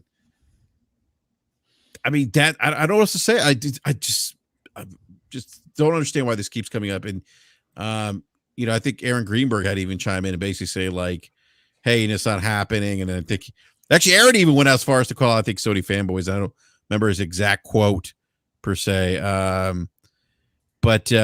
Yeah, I mean, it's just. Well, it's funny. It actually the irony of it, and I don't think the guy who posted it, Red Dragon, I don't think he cares. He's not really. I feel like he's just trying to get attention, and that's what the goal of. He doesn't really care about Xbox, PlayStation, whatever.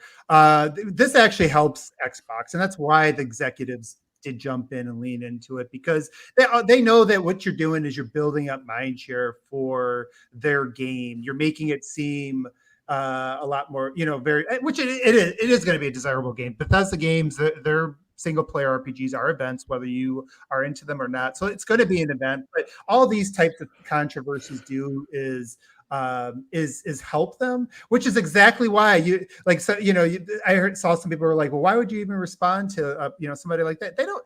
This is good for them. This is marketing. Like, keep doing it every week, because then everybody will talk about it on their podcast every week until it launches. So I mean, it's free. You're right. It's free advertisement. Yeah. I mean, in a lot of ways, because you're talking about the game, right?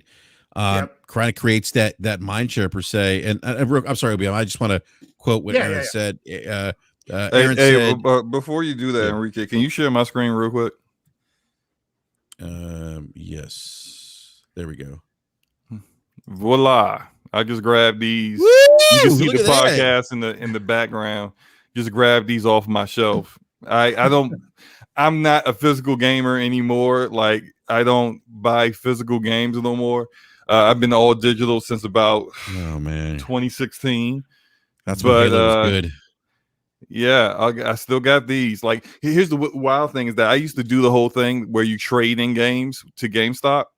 Like, I would get a game, play through it, trade it in, get some store credit, use that towards my next game.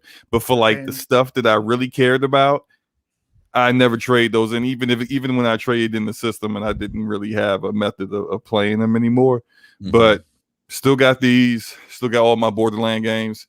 Still got John Carpenter's The Thing, the game. That game was fire. Anything that was like amazing that I played back in the day, I still held on to. So yeah. No, that's awesome. That is awesome, man. But I think Erotimus is like, where's ODST? I don't even know. I don't know where ODST is. I gotta find it. Like, my shelf's a bit disorganized.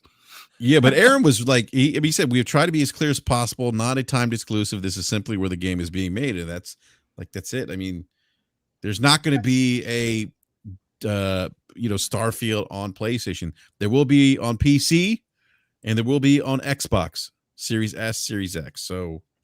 Yeah, and for anybody that does continue to get confused, like those type, they said when they talked to their own investors, like they said this was a strategic investment, which means you're not really worried about I'm not saying they're not worried about the sales, but that's not the primary reason they bought them. They bought them to drive a platform, and they said that. And so whatever's going to be the best for that, and these big games, every one of these big games that have a lot of mind share, like the ones you think are probably the ones that people were thinking were the ones that were too big to be exclusive are probably the reason. They're the ones that make the most sense to be exclusive, honestly, because they're the ones that are going to be moving the platform, which is the whole reason for the investment to begin with. But anyways, I digress. Yeah, no, I mean, that's a great point. Again, just very interesting. Maybe it's because it's like you said earlier, it's OBM. It's just a slow news week, right? Like it is. It's just slow. It is. It's slow. It's clickbait week. People took half the time to actually do like some real investigation, bring some real news stories instead of all this bullshit nonsense that they do every other day. Like, the gaming community would be so much better. Yeah, I've been talking about that. B Money. It's like we keep rewarding foolishness, and it'd be nice.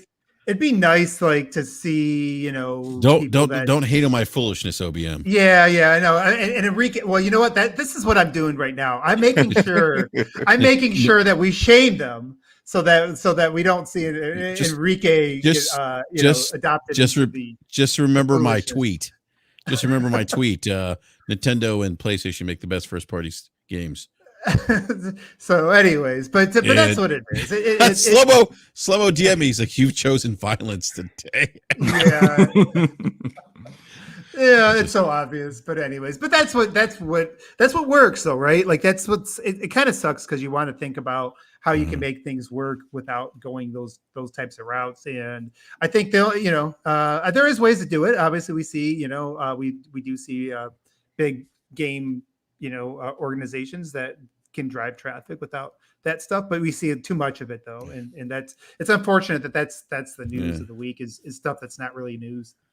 Yeah. Real quick, OBM, we have 145 people watching. We got 60 likes right now. Can we get more? And can I get a rib? Just one rib? I'm making my fake account right now. Give me a minute. Yeah. So we have so look, we are one sub away from 3,000. Help BRAP get to 3,000. And by the way, appreciate each and every one of you watching the show with us tonight. Oh, we still ain't got one sub yet. No, we have not got one sub. So I mean, are you sure you're only one away? 144 people here. You telling me all 144 of y'all a sub? This is disgusting. I don't think all 144. I'm seeing people in the live chat that I've never seen. But look, we're almost at 3,000 subs. We need one sub. I'm telling you, if I say, oh, I'm going to give a PlayStation 5, we'd have 100 subs already. You know, how much is this sub worth to you? Maybe they're holding out for a better deal. I'm not going to say Series X. I might get like minus 25 subs. Oh, good Lord. I'm joking, OBM. I'm kidding. Kind of. It's like, I'm just kidding. I don't really care much. You do care a little bit. Come on, OBM. Because you are playing greatness now. So speaking of video games and greatness, OBM, let me look, guys, this month, so today's September 1st. A lot of good games coming out this month. Let's talk about them. B Money, NBA 2K22, September 10th. I got my PlayStation 5 $100 edition lined up. I got that. So I will see you on the court, sir, September 10th. Yes, sir. I'm there. They just announced that every team has their official announcer, which is hella dope. That is awesome. Wow. Like, so if you go to your favorite team's games, or you just watch them on TV or whatever, you will actually hear your official announcer for your team, which is dope. So I'm super excited about that. Like the immersion that 2K is trying to bring to the game over the past 3 or 4 years is top notch, and I just gotta applaud them for all the hard work they've been doing. So. B Money, we need you to do some 2K reviews. I find one of the challenges like reading reviews from mainstream on sports games is most of them don't really know the ins and outs. Like they're not super duper passionate about that one sport. I definitely want to hear your thoughts when it does release to see if there really is like key improvements within the gameplay and stuff. Oh yeah, most definitely. Because I do agree with that. A lot of reviews are pretty general. Sorry, B-Buddy. Yes, sorry, don't mean to interrupt, dude. It's not 3K, baby. There you go. What just happened? Man. What just happened made it happen. Dude, what just happened? Thank you, man. Really appreciate that. There we go. 3,000 subs. Thank you, everyone. Really appreciate it. That's awesome. Congratulations, That's awesome. Enrique. That is awesome. Congrats, I could have done it without my great esteemed panel members here. Slimo Backslap, B Money, Gaming Forte, Eric Jackson's not here. Both of them not here. Of course, my guest, OBM, but no. Thank you on the live, everyone in the live chat. Yeah. So I'm sorry, B. Go ahead, man. No, I'm good. I was just saying, yeah. Most of the reviews are pretty general. You know what I mean? They say, "Oh, this is basketball." Yeah. They talk about the microtransactions. They say, oh, it plays well or it doesn't play well or whatever the case may be, and they get out of there. So you'll definitely hear my thoughts on it once it's out there, and I get my hands on it for a couple of days. It was crazy to me. Do you remember B Money? Did you ever play Inside Drive back in the day, like on the OG Xbox? The basketball game that Mike. That was the Xbox. That was like an Xbox. That's one that had Paul Pierce on the cover. Yeah. So like I remember when that came out, that was the very first, I think, sports game to ever come out with like player tendencies where they didn't all play the same. So you had like Dirk going out to the 3 instead of sitting down the post like you did in every other game. And like not a single review called that out. Like, and it still scored low across the board because it didn't have the best animations or graphics. It was kind of like low budget in that regard. But but it was like those types of things, and that it's just getting some of those nuances that most people don't pay attention to. Yeah, that kind of stuff. That matters to fans of that, and I guess that goes for any genre when it comes to reviewing it. Catching those little nuances, like if you're doing if it's a roguelike, I like to see that they understand how that stuff should progress, and if it's a sports game, that they pay attention to the AI. But that's probably a different subject. But I thought I'd mention it because I look forward to hearing your thoughts on that game. Yeah, for sure. Yeah. I'm gonna grab the super chat real quick. P Money. T Rock 40 to $2 super chat says Elden Ring pre-order is tomorrow. Dark Souls 3 is waiting. Yes, I need to get back to Dark Souls 3. This is true. But no, B, I can't wait to play that game, man. It's gonna be awesome, man. It's my first NBA 2K game in quite some time that I actually purchased in quite some time. We got I know Slomo's gonna love this game. Bus Simulator 21 releases September 7th. There's literally a simulation game for everything now. Like literally. There's a lawn mowing simulator, there's bus simulator. I think it's by all the people that do farm simulator. Simulator. There's flight sim. Did you say flight simulator, Slomo, already? I didn't. I said, but not yet, man. Maybe you could talk about that one too. Although we know that was not made by whoever is making all these other simulators. No. I mean, when you have a lawnmower simulator, like now, it's just like whatever. Let's just go. Man. Let's just go. Yeah. I'm going to make a game called Taking Out the Trash Simulator. Oh yeah, let's do it. There you go. Yeah. Seriously. Or somebody's gonna buy it. Beating Rush Hour to Work Simulator. you just many options. Oh my god, dude! You could charge microtransactions like download Interstate 495 for $5, right? And you could pick the city. Choose and then you would get more points. The quicker you make it to work with, depending on which city has the worst rush hour, like DC would be top 5, and there's LA, New York. I mean, hey, look, man, the options. Hey, look, we got Aaron Greenberg in the chat. Aaron, let's go. Look, we think about this idea. We can get this, we get this in Game Pass. Let's do it, man. What's up, Aaron? Real Aaron? Is that the real Aaron? I don't know. Is that the real Aaron? Aaron's been in the BRAP chat before, and he's very he likes Slomo a lot, by the way. I believe like that Aaron is a lot. He's a cool guy. I believe that's Aaron might have saw my title of Xbox Leadership Silence Critics, but he missed that topic. We just talked about the Microsoft commenting on Microsoft commenting on what's come on, Enrique, Starfield being on PlayStation. Thank you. Aaron's saying it's really him. It's really me. I promise. Okay, we'll take his word. But no, Aaron actually was on a BRAP in the live chat before with him and Slomo were having a conversation. But yeah, Aaron, if you're hearing this idea, so this bus simulator comes out in September. Slomo and I have an idea for another simulator called what is it called again? Traffic Simulator? Okay. The title needs some work. I will admit that it needs some work. It's in beta right now. But not even in beta. The title's in beta. It's on a napkin right now, is what it is, right? So this is the idea, right? You choose your city, you choose, and then you have a location, and you have to make it to work on time. Okay, like there's rush hour traffic.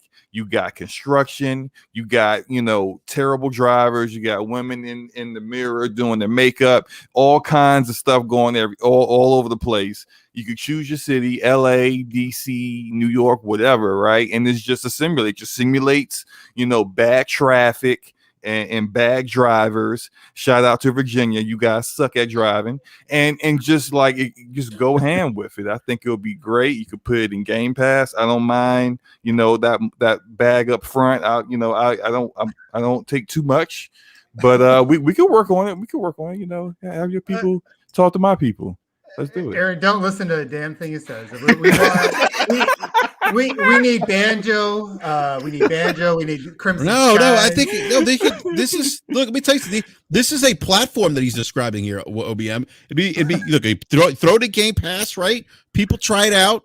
You know, you could download different interstates, cities, right? DLC content. We are Slomo. We are onto something here. I'm telling you. Hey, look. If they look, I'll go indie. I'll go indie with this, man. I'll launch it on Steam. I'm pretty sure it'll sell like 5 copies or something. But hey, someone will buy it. I'll get it figured out. It's going to run on Unreal Engine 5.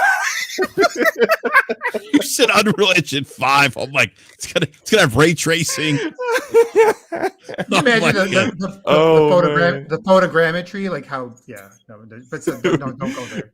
But you know what? We're gonna have ray trace exhaust coming from trucks and everything, man. It's gonna be great.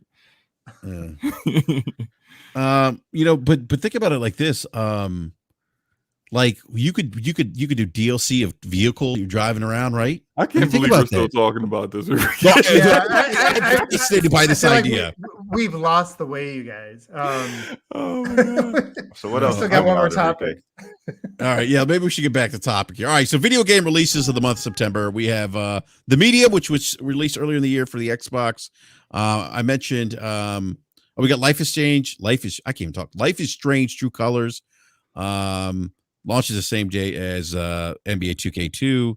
I'm not going to list all the games, but there's a bunch of Fist comes out, Forged and Shadow Torch that comes out on PlayStation 4, PlayStation 5. We also Be Muddy. I cannot wait for this, dude. Same day as NBA 2K. God, what am I doing? Same day as NBA 2K. A lot of money that day, man. A lot of money. Tales of Arise. Yes, sir. Yes, sir. Oh yeah. Oh, I keep forgetting that's coming out this month, man. Yeah. This month is packed, man. There's Tales of Arise. There's Kena, Bridge of Spirits. There's Yep. Oh man, what else? I'm forgetting. Oh, Deathloop. There's Deathloop. Yeah. So let's Death. Okay. So real quick, Slow-mo. So. All right, Tales of Rise September 10th, NBA 2K2 September 10th, Life is Strange September 10th. Those are the big ones for me, at least. And then you mentioned Deathloop. That's 4 days later. Yes, sir. No breaks, man. No breaks. And then something's got to give. I feel like look, I really enjoyed the Tales of Arise demo, but I've been waiting for Deathloop all year. And Kena Bridge of Spirits, I've been doing videos on that as well. Like I Tales over. I might have to wait on that one. Like beat those games, then get to that one. You know, like maybe try to get to it in October, hopefully. Man, you look. I don't understand how people be like, "Oh, there's nothing to play." Man, I've been playing so many games. It's ridiculous. In this past like month, I've played the hell out of Hades, 12 minutes, Last Stop. Crap. I mean, about Splitgate, of course, because you know I love Splitgate. Well, Psychonauts, don't forget that. Psychonauts 2, which I need to finish. I don't understand people. I have nothing to play. I'm just like, look, man, stop being so focused on strictly AAA games. Like that doesn't make sense. Like they take a long time to come out. Meanwhile, there are a lot of innovative experiences that are in the indie scene that you might actually really enjoy if you just give it a shot and have an open mind about it.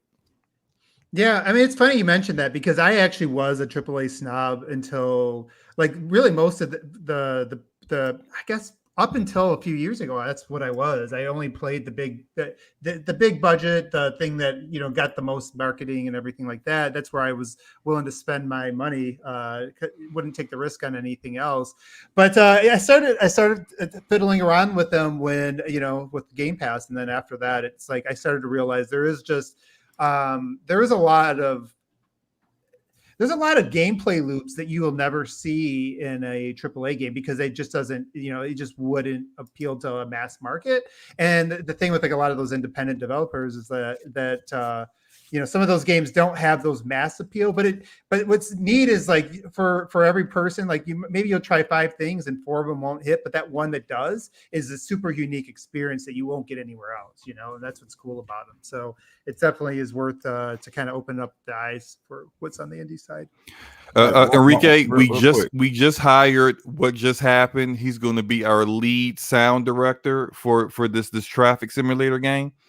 Just letting you know that now. He says I'm imagining he has ears and they work. So as long as he's got that, we're good to go. He's got 0 game development experience just like us. So we're all starting at the bottom. So it's going to work out great. I'm back. My bad. Go ahead. No, you're good. Hey, one bad mother. Since you brought up the fact that you were kind of a AAA snob and kind of crossed over the line because of what Game Pass offered, has that also made you kind of go out and seek like other games that were like not specifically in Game Pass? Yeah, that's what's funny about it, because like I bought Death's Door, when that launched, a few weeks ago now, beat that.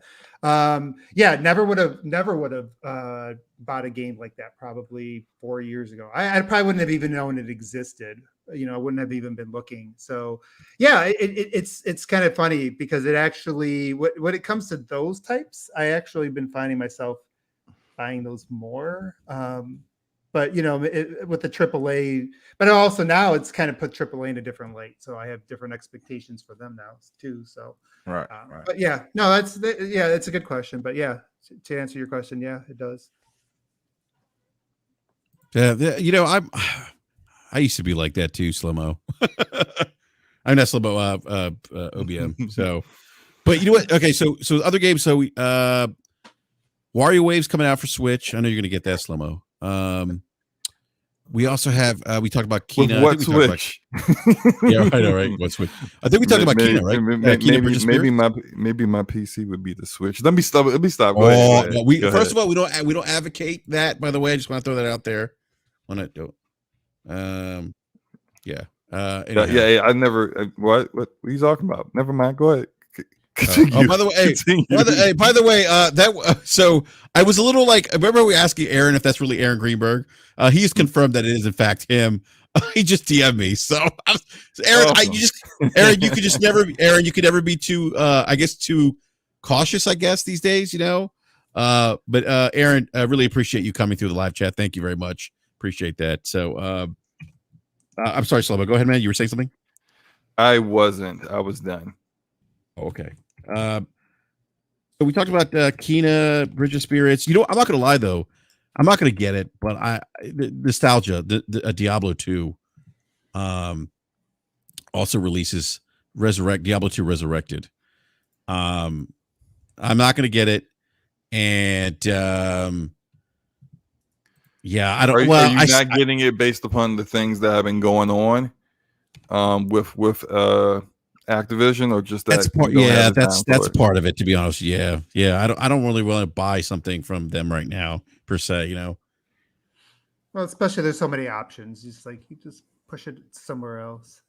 You could find 10 indie games that are going to play just like that you can support. So yeah. Find a game that's your point, similar to what Diablo 2 is going to give you. You could find 10 other indie games that are probably going to be just as good that you could support. Yeah, no, that's a great point, B. Let's see. We have Sable coming out for Xbox Series X and S. I'm looking forward to that. Yeah, me too. That game's on my radar for sure, B. Lost Judgment. No. Enrique, do the super chat. Matter of fact, no. I want to do the super chat. Okay, so it's Game and Forte. Okay. Shout out to Forte, who's I think he might be on the road or he's traveling. Oh. He had unfortunately had a death in the extended family and couldn't be here. It's the reason why we had to have DPS yesterday instead of tomorrow. He says traffic sim. That sounds interesting. Wonder how many people would fail their driving tests. Do you have the ability to text and drive in this game? And that's a great question, because literally just now I came up with the idea that, you know how like in say skating games, if you do like, you know, tricks and stuff, you get more points. Well, look, if you can successfully drive your car in traffic while texting and driving, you'll get more points for that too. I don't advocate doing that, but in the game, it's all good. All right, I'm done. Go ahead. I think we're talking. I gotta be honest with you. I think we're talking about this game too much. I'm afraid someone's gonna steal this idea. Oh, you're right. Yeah. Yeah, and watch it be like Ubisoft. Ubisoft. Yeah. Hey, we just heard this idea. You know, let's just go for it. This clearly is going to work. Everyone's doing simulators now, and we could tease Sam Fisher driving a car, right? Okay, all right. My bad. You were talking about games coming out this year. Yeah. So there was Sable, which is coming out on Xbox and PC, and there's also, I'm not going through all the games for time. There's a bunch of games. There's like a lot of games. Lost Judgment comes out, which I'm looking forward to as well. Ooh, Astria Ascending is coming out this year. Astria Ascending was that idea Xbox showcase was first shown there. Yep. It looks really good. It's got some of the developers, right? Huh? That's a tactical game. It's I think it's a turn-based RPG. Oh, like turn-based. Yeah, it's turn-based. Yeah. It's got some of the developers that, like, they've been marketing it like, hey, we got devs from Final Fantasy, but it's like 2. Right.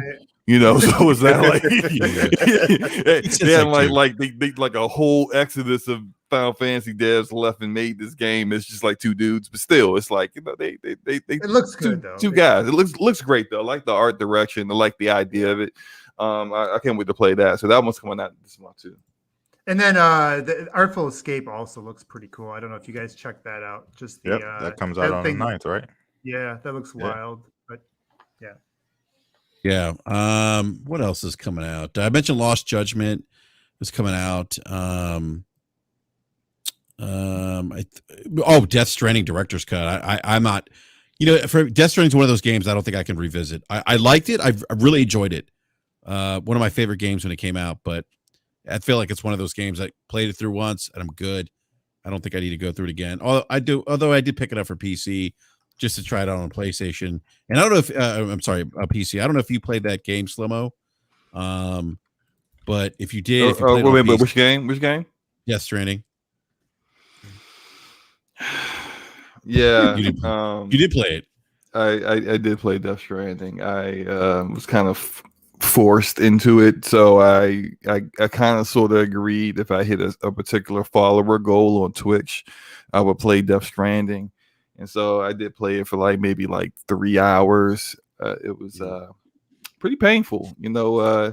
Die Hard Man, that's the name. Die Hard Man. Yeah, dude, Tommy. I forget the voice, the actor. I forget his name, Tommy something. But I thought he was great. Okay. Look, I thought his voice acting was great. I thought it very interesting characters, some really great character dialogue. I liked it. I don't know how. You know, he was great. He was a great voice actor because he could actually say what his name was with a straight face and not laugh. You know, while he was reading his lines, doing the voice acting. It's just, you know, hey, this is Die Hard Man. Yeah. Good job there. No, but I'm probably never going to play it. It's just not for me. It's not for me. I think, I hate you, man. I think you go for Kojima. You don't go for Kojima. You gotta go. You gotta go like quarter Kojima. You know, that's Metal Gear. Metal Gear is like a quarter. Yeah, I would encourage you, as somebody who owns Xbox, if you are a fan of Yakuza, you need to pick up Lost Judgment. Seriously, it's the same studio, developed by Ryuga. I can never pronounce him. Ryuga. Where's Creative Kofi when I need him? Anyhow, the people that make Yakuza make this game. The first game, Judgment, came out in 2018, exclusive for PlayStation 4. This game is coming out on Xbox. It's a huge get for the Xbox platform.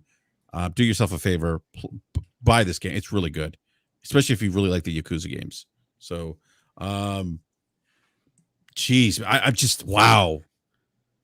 September is that's a lot of money. Lost in Random. Lost in Random looks really good too. That's right. Yep, you're right. Thank you. Lost in Random comes out September 10th, same day. So, oh my gosh, that September 10th is the day to spend tons of money, man. That's right, man. That wallet got to do push-ups, man. Get ready. Got it working out like Mr. Grubb up there, Yeah. Yeah. Get your wallet in. Hey, OBM, can I just share something real quick with you, real quick? Sure. You are an Xbox insider. No, I'm not. You want to know why? Why? Because Aaron Greenberg showed up in the live chat. I'm just saying. Coincidence? I don't know. Yeah. Red team, go. Red team. I'm just kidding. I wish. He was here to make sure OBM didn't say, any secret beans. He was checking up on you. Yeah, making sure I didn't give away the next simulator. He's like, I gotta keep tabs on those Xbox era guys. They get a little too close to the truth. Yeah, And I bet you Aaron was listening for a little bit too. I don't know. Yeah, bro, probably true. But no, it was September's just. I mean, this month's going to be awesome for gaming, and then to cap off September, we have the Tokyo Game Show, which actually Aaron and Eric Greenberg, who was in the live chat too, I asked him about Tokyo Game Show. Is that the last week of this month? Yes, September 30th. Usually is. Okay. Yeah, it is, and Aaron actually basically in the live chat just commented kind of what he said, like no major reveals or announcement, just show for players in Japan, across Asia. So I hope there's some Game Pass announcements though. I think there's still possibilities for that. You mean like Japanese games into Game Pass kind of stuff? Like, is that what you're referring to? Yeah, me too. Yeah, because why else would you be there? There's got to be some, because that's the only way. I have an idea why they'd be there. Persona 5, xCloud, Game Pass. No, xCloud. Well, yeah, but exactly. But xCloud is tied to Game Pass, right? So true. But you would need. Okay, yeah. So they would need to, like, the Japanese market, the kind of game that they're interested in, they're very different than like the Western market. So you would absolutely need to have games that they are kind of interested in Game Pass, and maybe they would be like maybe a territorial thing, like that game is in the Game Pass over there, but not over here. But I agree, they would need to announce something to that effect, that like, hey, so and so game. I can't even think of anything off the top of my head, but a game that's well known. Maybe likely a multi. Persona 5. What about Persona 5? Yeah, that's what I was going to say. I mean, wouldn't that be the poster? No. Look, Persona 5 probably has sold more here than it did over there. Okay. So, yeah. Persona 5 is extremely popular. So look, if they got, and it's only been Persona 5 has not been outside of anything else but PlayStation. It's most likely coming to PC soon, because Persona 4 Golden is on PC, and then Persona 5 Strikers was on PC as well. But yeah, like if you got Persona 5 Royal, not even just regular Persona 5 on Xbox. Oh, that's huge. Yeah, I don't think you announced that at the Tokyo Game Show. You announced that like the Video Game Awards or something, because that's a huge get. Like, Nintendo fans have been begging for that on the Switch for a long time, for years. For Xbox to get that would be huge. So yeah, that I think you would do that somewhere else. So I mean, here's my thinking, like devil's advocate, because I hear what you're saying. Like, I agree with you. Like, worldwide, there's a lot of the games that we think about as like Japanese games are actually, a a lot of the ones that sell really well over here are actually kind of geared towards selling well over here. You know, it's not necessarily they rely on the Japanese audience for those sales, but you know, at the same time, I do feel like in order for them to get those games, like a lot of people always focus on like Japan is like it's all about that market, and obviously that market's a big market, it's a big gaming market, but you know they've been trending towards the mobile, which is where you know Microsoft can try to meet them, you know, here in the next few years.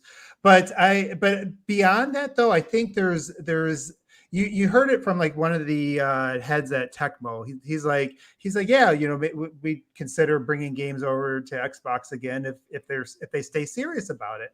And I think there was like this period of time when Xbox wasn't, you know, the leadership at Xbox wasn't, you know, really trying to even pretend to be, you know, thinking about the Japanese developer, the Japanese games.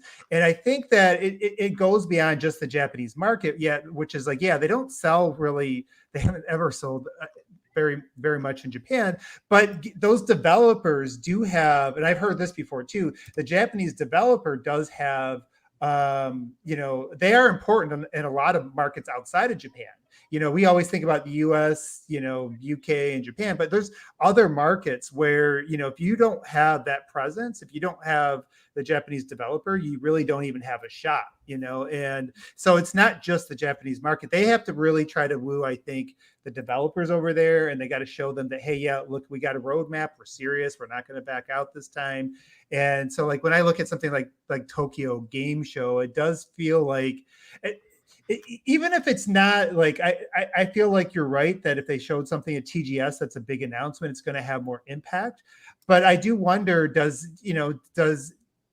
I don't know how important Tokyo Game Show is to their developers, to be honest with you. But if it is, if it does send a message, you know, if it sends a message to the developers, I think that messaging is probably as important as anything else, you know, at this point in time. So I don't know. That's just a devil's advocate thought to it. Hey, Slow-Mo, I'm in tears right now, bro. Your DM in the prep chat. Oh my God. B, have you seen this, B?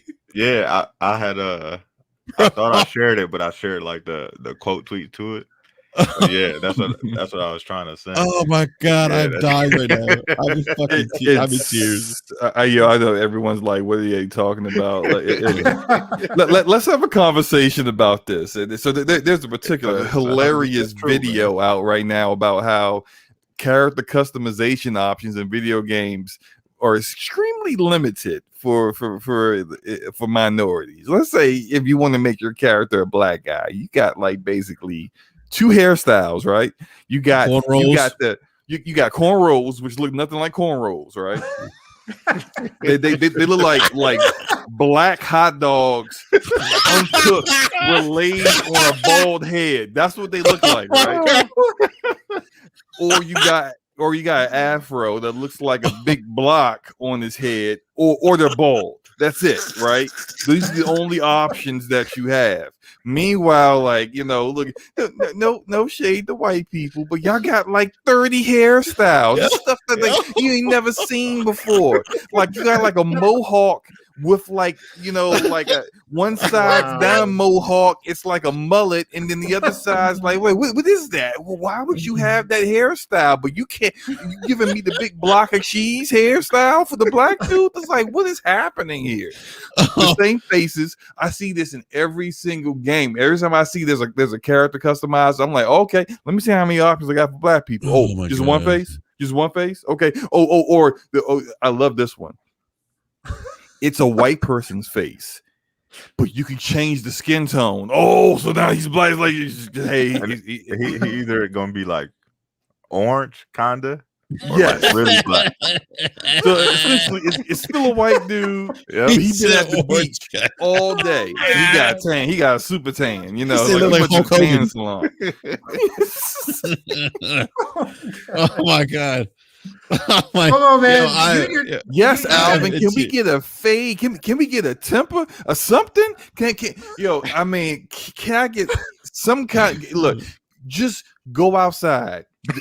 if there are any game devs listening to this, stop what you're doing, because I know you're crunching right now. You're crunching at 11:15. You're still at work. Go,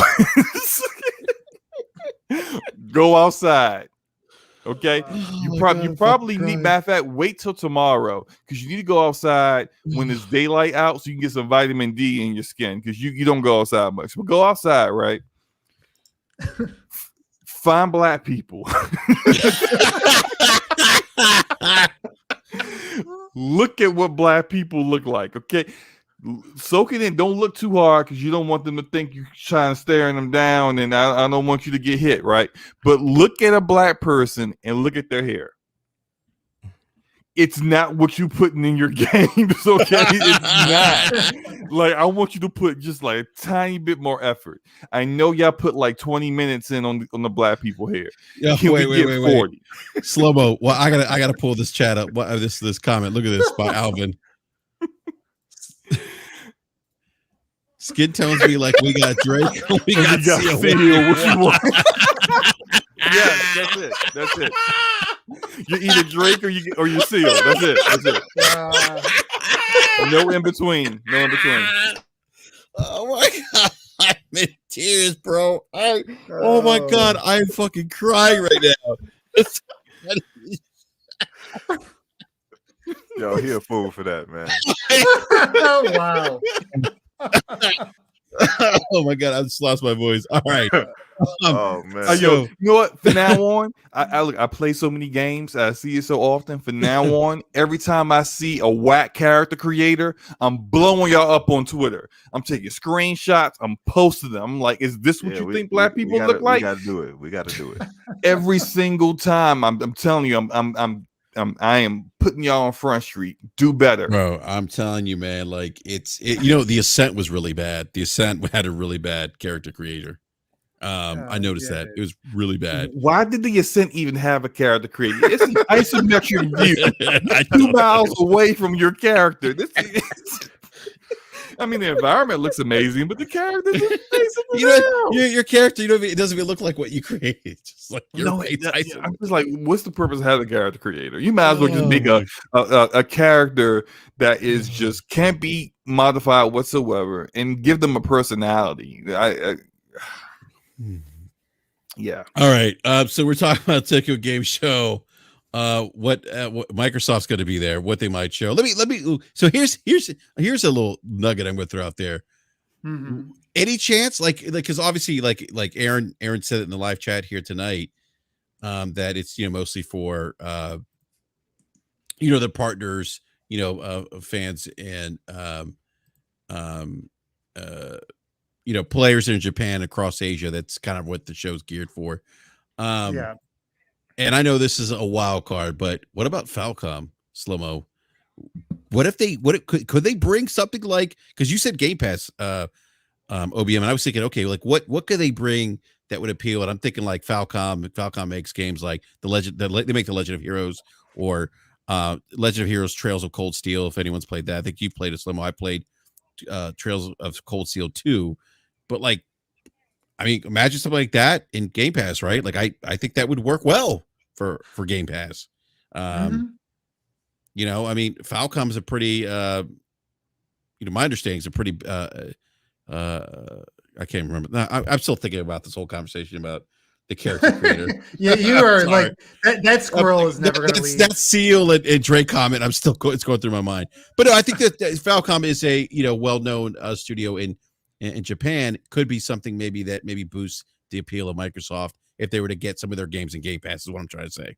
Yeah. Well, and it goes both ways too, like that, because like going back to what we were saying before, when I said I used to be an indie snob or AAA snob, I feel like it's going to be a slow burn, like to get. I don't think this is going to be overnight that they're going to like repair everything and it's going to be where they want it to be in Japan. But I think part of it is getting the base of people that game on Xbox. That have, I would say that generally, if you've always been leaning towards Japanese games, you didn't look on Xbox for that the last, more than a decade, really going back to maybe Lost Odyssey or something. And because of that, I think, it's going to be, a lot of this stuff is trying to expose the audience here that maybe doesn't look for that stuff to maybe start to, try that stuff more. And, I think like Sega said, they had some success with that. So hopefully that is something that, we get to see. We can try some more of those types of things. And it'd be good for the industry too, that if you start getting more people in the Western audience, Yeah, I agree.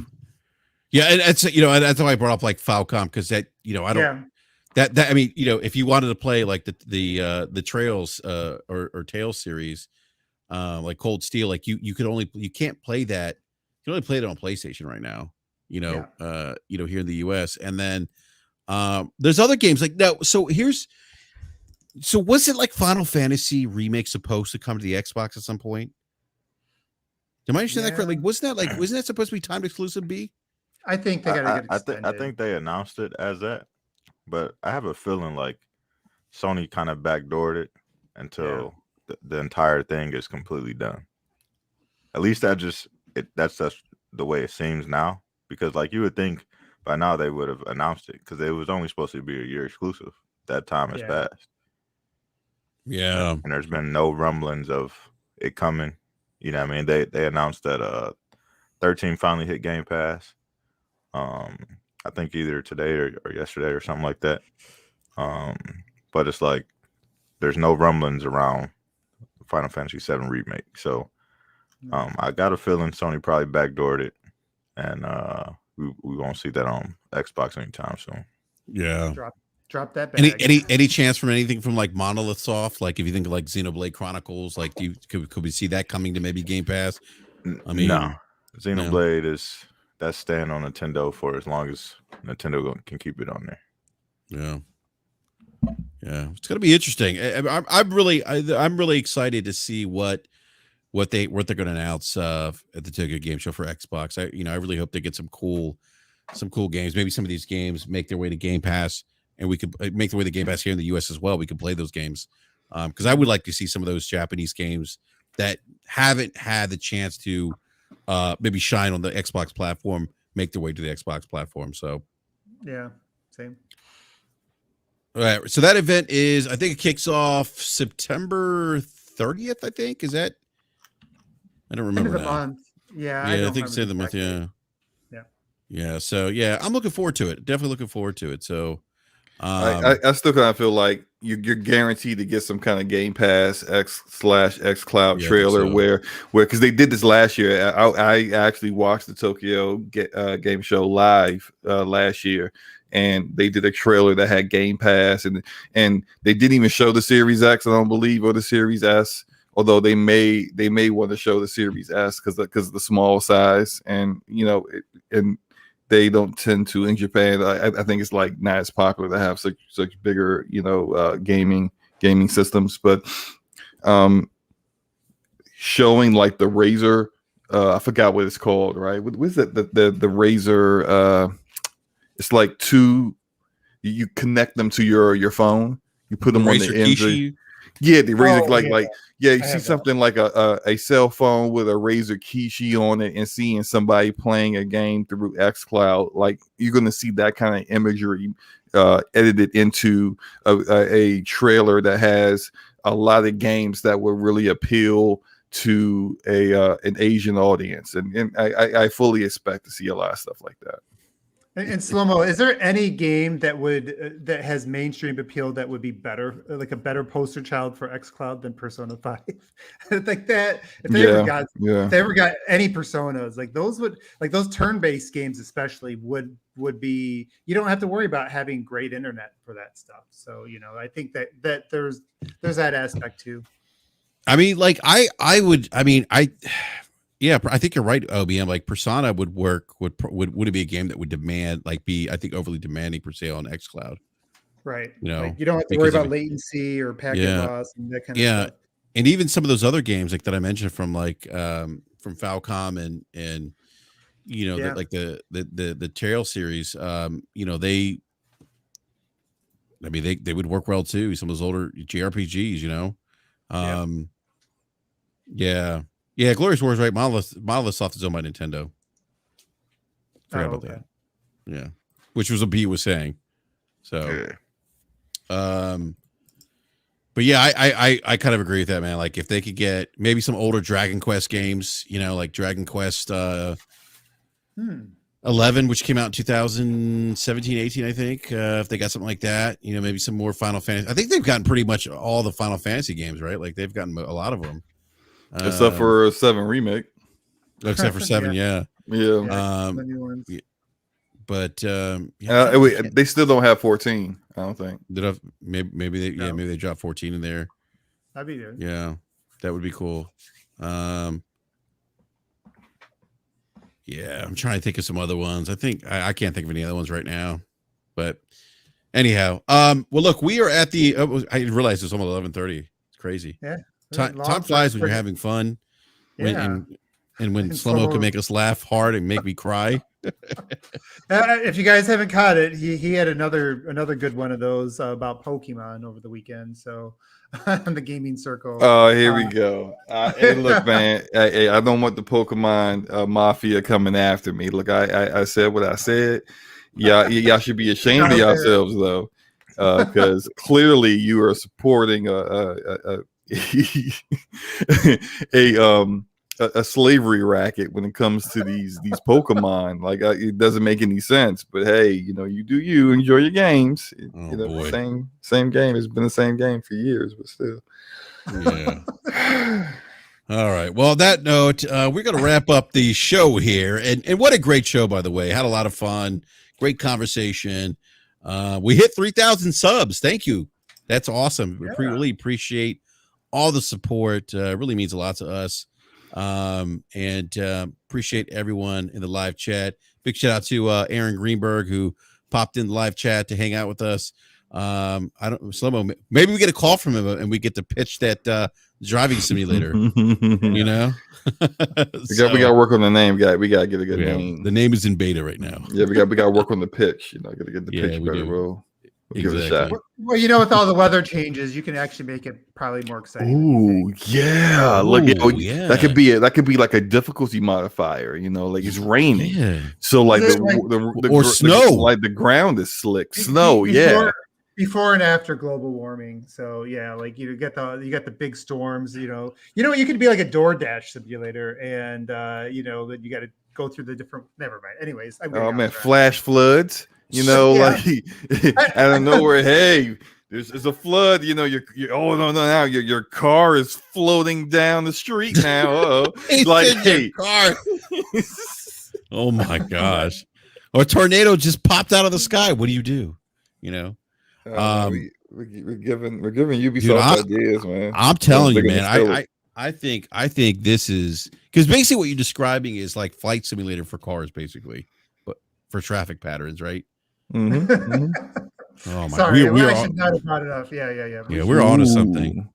Yeah, we could tie it into real traffic patterns. That's what I was gonna say. Real traffic on patterns, the time of day. Yes, and then you gotta beat a certain time. You know, it could be like leaderboards. Oh my God, this is gold. I'm telling you, this is gold. This is the kind of stuff that people get addicted to. You know, throw a couple microtransactions in there. Oh. You know, you want to get a car that gets better mileage, right? You want to get that. You want to get that Easy Pass upgrade, DLC, baby, or microtransaction. You can modify. You could customize your car too. You know, you could like soup up your engine. Yeah, like trying to get to work faster. You know, what about if you buy the Easy Pass, right?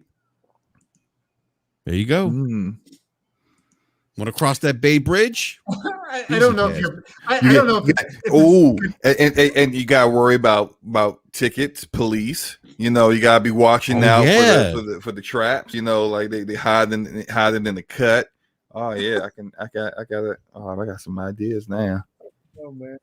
Yeah, you got to get gas. You know, got to get gas. Go to gas station. All right, I'm about to download Unreal Engine 5. Let's go, man. Do it. All right, so Yeah, we should name our gaming company, Slimo, the Beltway Bandits. Wait. I don't know about that one. No. We'll discuss it off air. Well, you know why that you know what the Beltway Bandits are, right? No. Yeah, it's what they call the government contractors in DC Metro. I didn't know that. Yeah, like the big ones, like the Lockheeds and stuff. Yeah. So anyhow, we digress here. It's 11:30. It's actually 11:30 exactly on the mark. But want to give a big shout out to everyone in the live chat. We had like 150 people watching. Please hit that like button. Again, thank you for getting us to 3,000 subscribers. Means a lot. Really appreciate each and every one of you. If you're new, you still haven't subscribed. Subscribe to the show. Hit that bell notification so that you are alerted when we go live. I want to give a big shout out to our special guest this evening, Mr. Insider himself. One bad mother, OBM. Let everyone they can find you, man. Yeah, well, thanks, guys. It was fun, a good time, and yeah, Slow-Mo, thanks for the laughs today. No problem, if anybody wants to find me, I'm on Twitter at my handle's @mother_1. I am an editor over at Xbox Era, so just come over to those sites. We got forums. We try to keep all the trolls and the system warring and all that stuff out of there. So you just want to talk gaming, you can come over there and talk gaming with us. And also, I do host a Halo podcast under Xbox Era. It's called "You Had Me at Halo," which is where we deal with all of Enrique's slander and his SWAT's the best. That's all I got to say. Fact check him. SWAT's the best. SWAT is the best. So we run that bi-weekly, and then also there's a regular Xbox Era podcast, which I guest on that sometimes. I'm not a regular on that, but I was on last week, so check that out. But yeah, thanks, guys. Appreciate being on the show again today. No, absolutely, man. Always a pleasure. And give a big shout out to Eric Jackson and Gaming Forte, our fellow BRAP panel mates who could not make it this evening. Big shout out to those two gentlemen as well. B Money, man, always a pleasure to. Great to have you back, man. Missed you last week. But let everyone know where they can find you as well, man. Yeah, you can find me everywhere. Same name, B Money 101, and I'll be on 2K in just a few more days. So look out for me there. PS5, Xbox, wherever 2K is released. That's where I'll. We're gonna do a stream, right, B? Yes, sir. Yes, sir. Whenever you're ready, man. Let's do it for the people. We do it for the people. Then we got my man Slow-Mo Backslap. Slow-Mo, always a pleasure. By the way, Slow-Mo, what just happened said they should make a simulator of kids playing outside like the good old days. Oh man. The kids would be shocked. They're like, what are they doing? Why are they outside? What for? Yeah. Where's their tablet? Exactly. Yeah. You can't charge your phone outside. Like, why would they do that? You can't. Where's the phones? There's no phones. Slow-Mo, man. Go ahead, man. Go ahead. No, I was gonna say, man, always a pleasure having you on, man. Let everyone know they can find you. Yo, man, I had a lot of fun tonight. As you guys probably guessed, it was a lot of fun. Shout out to the entire chat. You guys are hilarious. And OBM, B Money, and Enrique. It's another successful show in the books. You guys, we already did DPS podcast, so I normally say check out DPS podcast tomorrow at 9 p.m. Eastern. We actually had to do it yesterday a little bit early because of some issues that happened with Forte. He's good. He just had to go out of town impromptu. But do check out the replay on Gaming Forte's channel. That's Gaming Forte.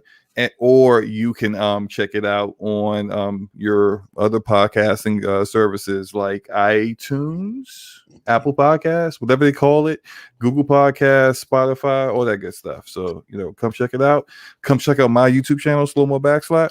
I will have a video out within the week, and hope you have a great night, man. Peace. Yeah, absolutely. And everyone enjoy the rest of the week. Stay safe out there. I know some parts of the country are getting remnants of a hurricane. I think is it Ida? I think that was the name of the hurricane. Yeah. I know we got we got some pretty bad weather here in the DMV. And it looks like it's further north of us now. That New York, Pennsylvania, that tri-state area. So everyone, please, if you're in those areas, please stay safe. All Please. New York brothers, Persona, Yeah. Barry, all them guys, man. Y'all be safe up there, man. Yes, yeah, absolutely, yeah. You know, the ILP. You know, I know King and Yeah, King and Cognito. those guys, yeah. Yeah, Sav, Kai Batsu, guys, please be safe. Though, you know, Yep. it's the weather's just going to be bad. So, on that note, we are out. We will be back, maybe back this weekend with a BRAP rant. Don't know if I'm going to do one yet, because it is Labor Day weekend. So extended weekend, 3-day weekend. So great time to play some video games, get caught up in your backlog. But everyone, enjoy the rest of the week. Again, please be safe. We'll catch you next week. Regular schedule time, 9 p.m. Eastern time for BRAP, and maybe doing a rant this weekend as well. Also, I'll be on Crossfire Friday, so definitely check that out on Mooch's channel. So on that note, we're out, everyone. Thank you again, and have a good night. We're out. Night.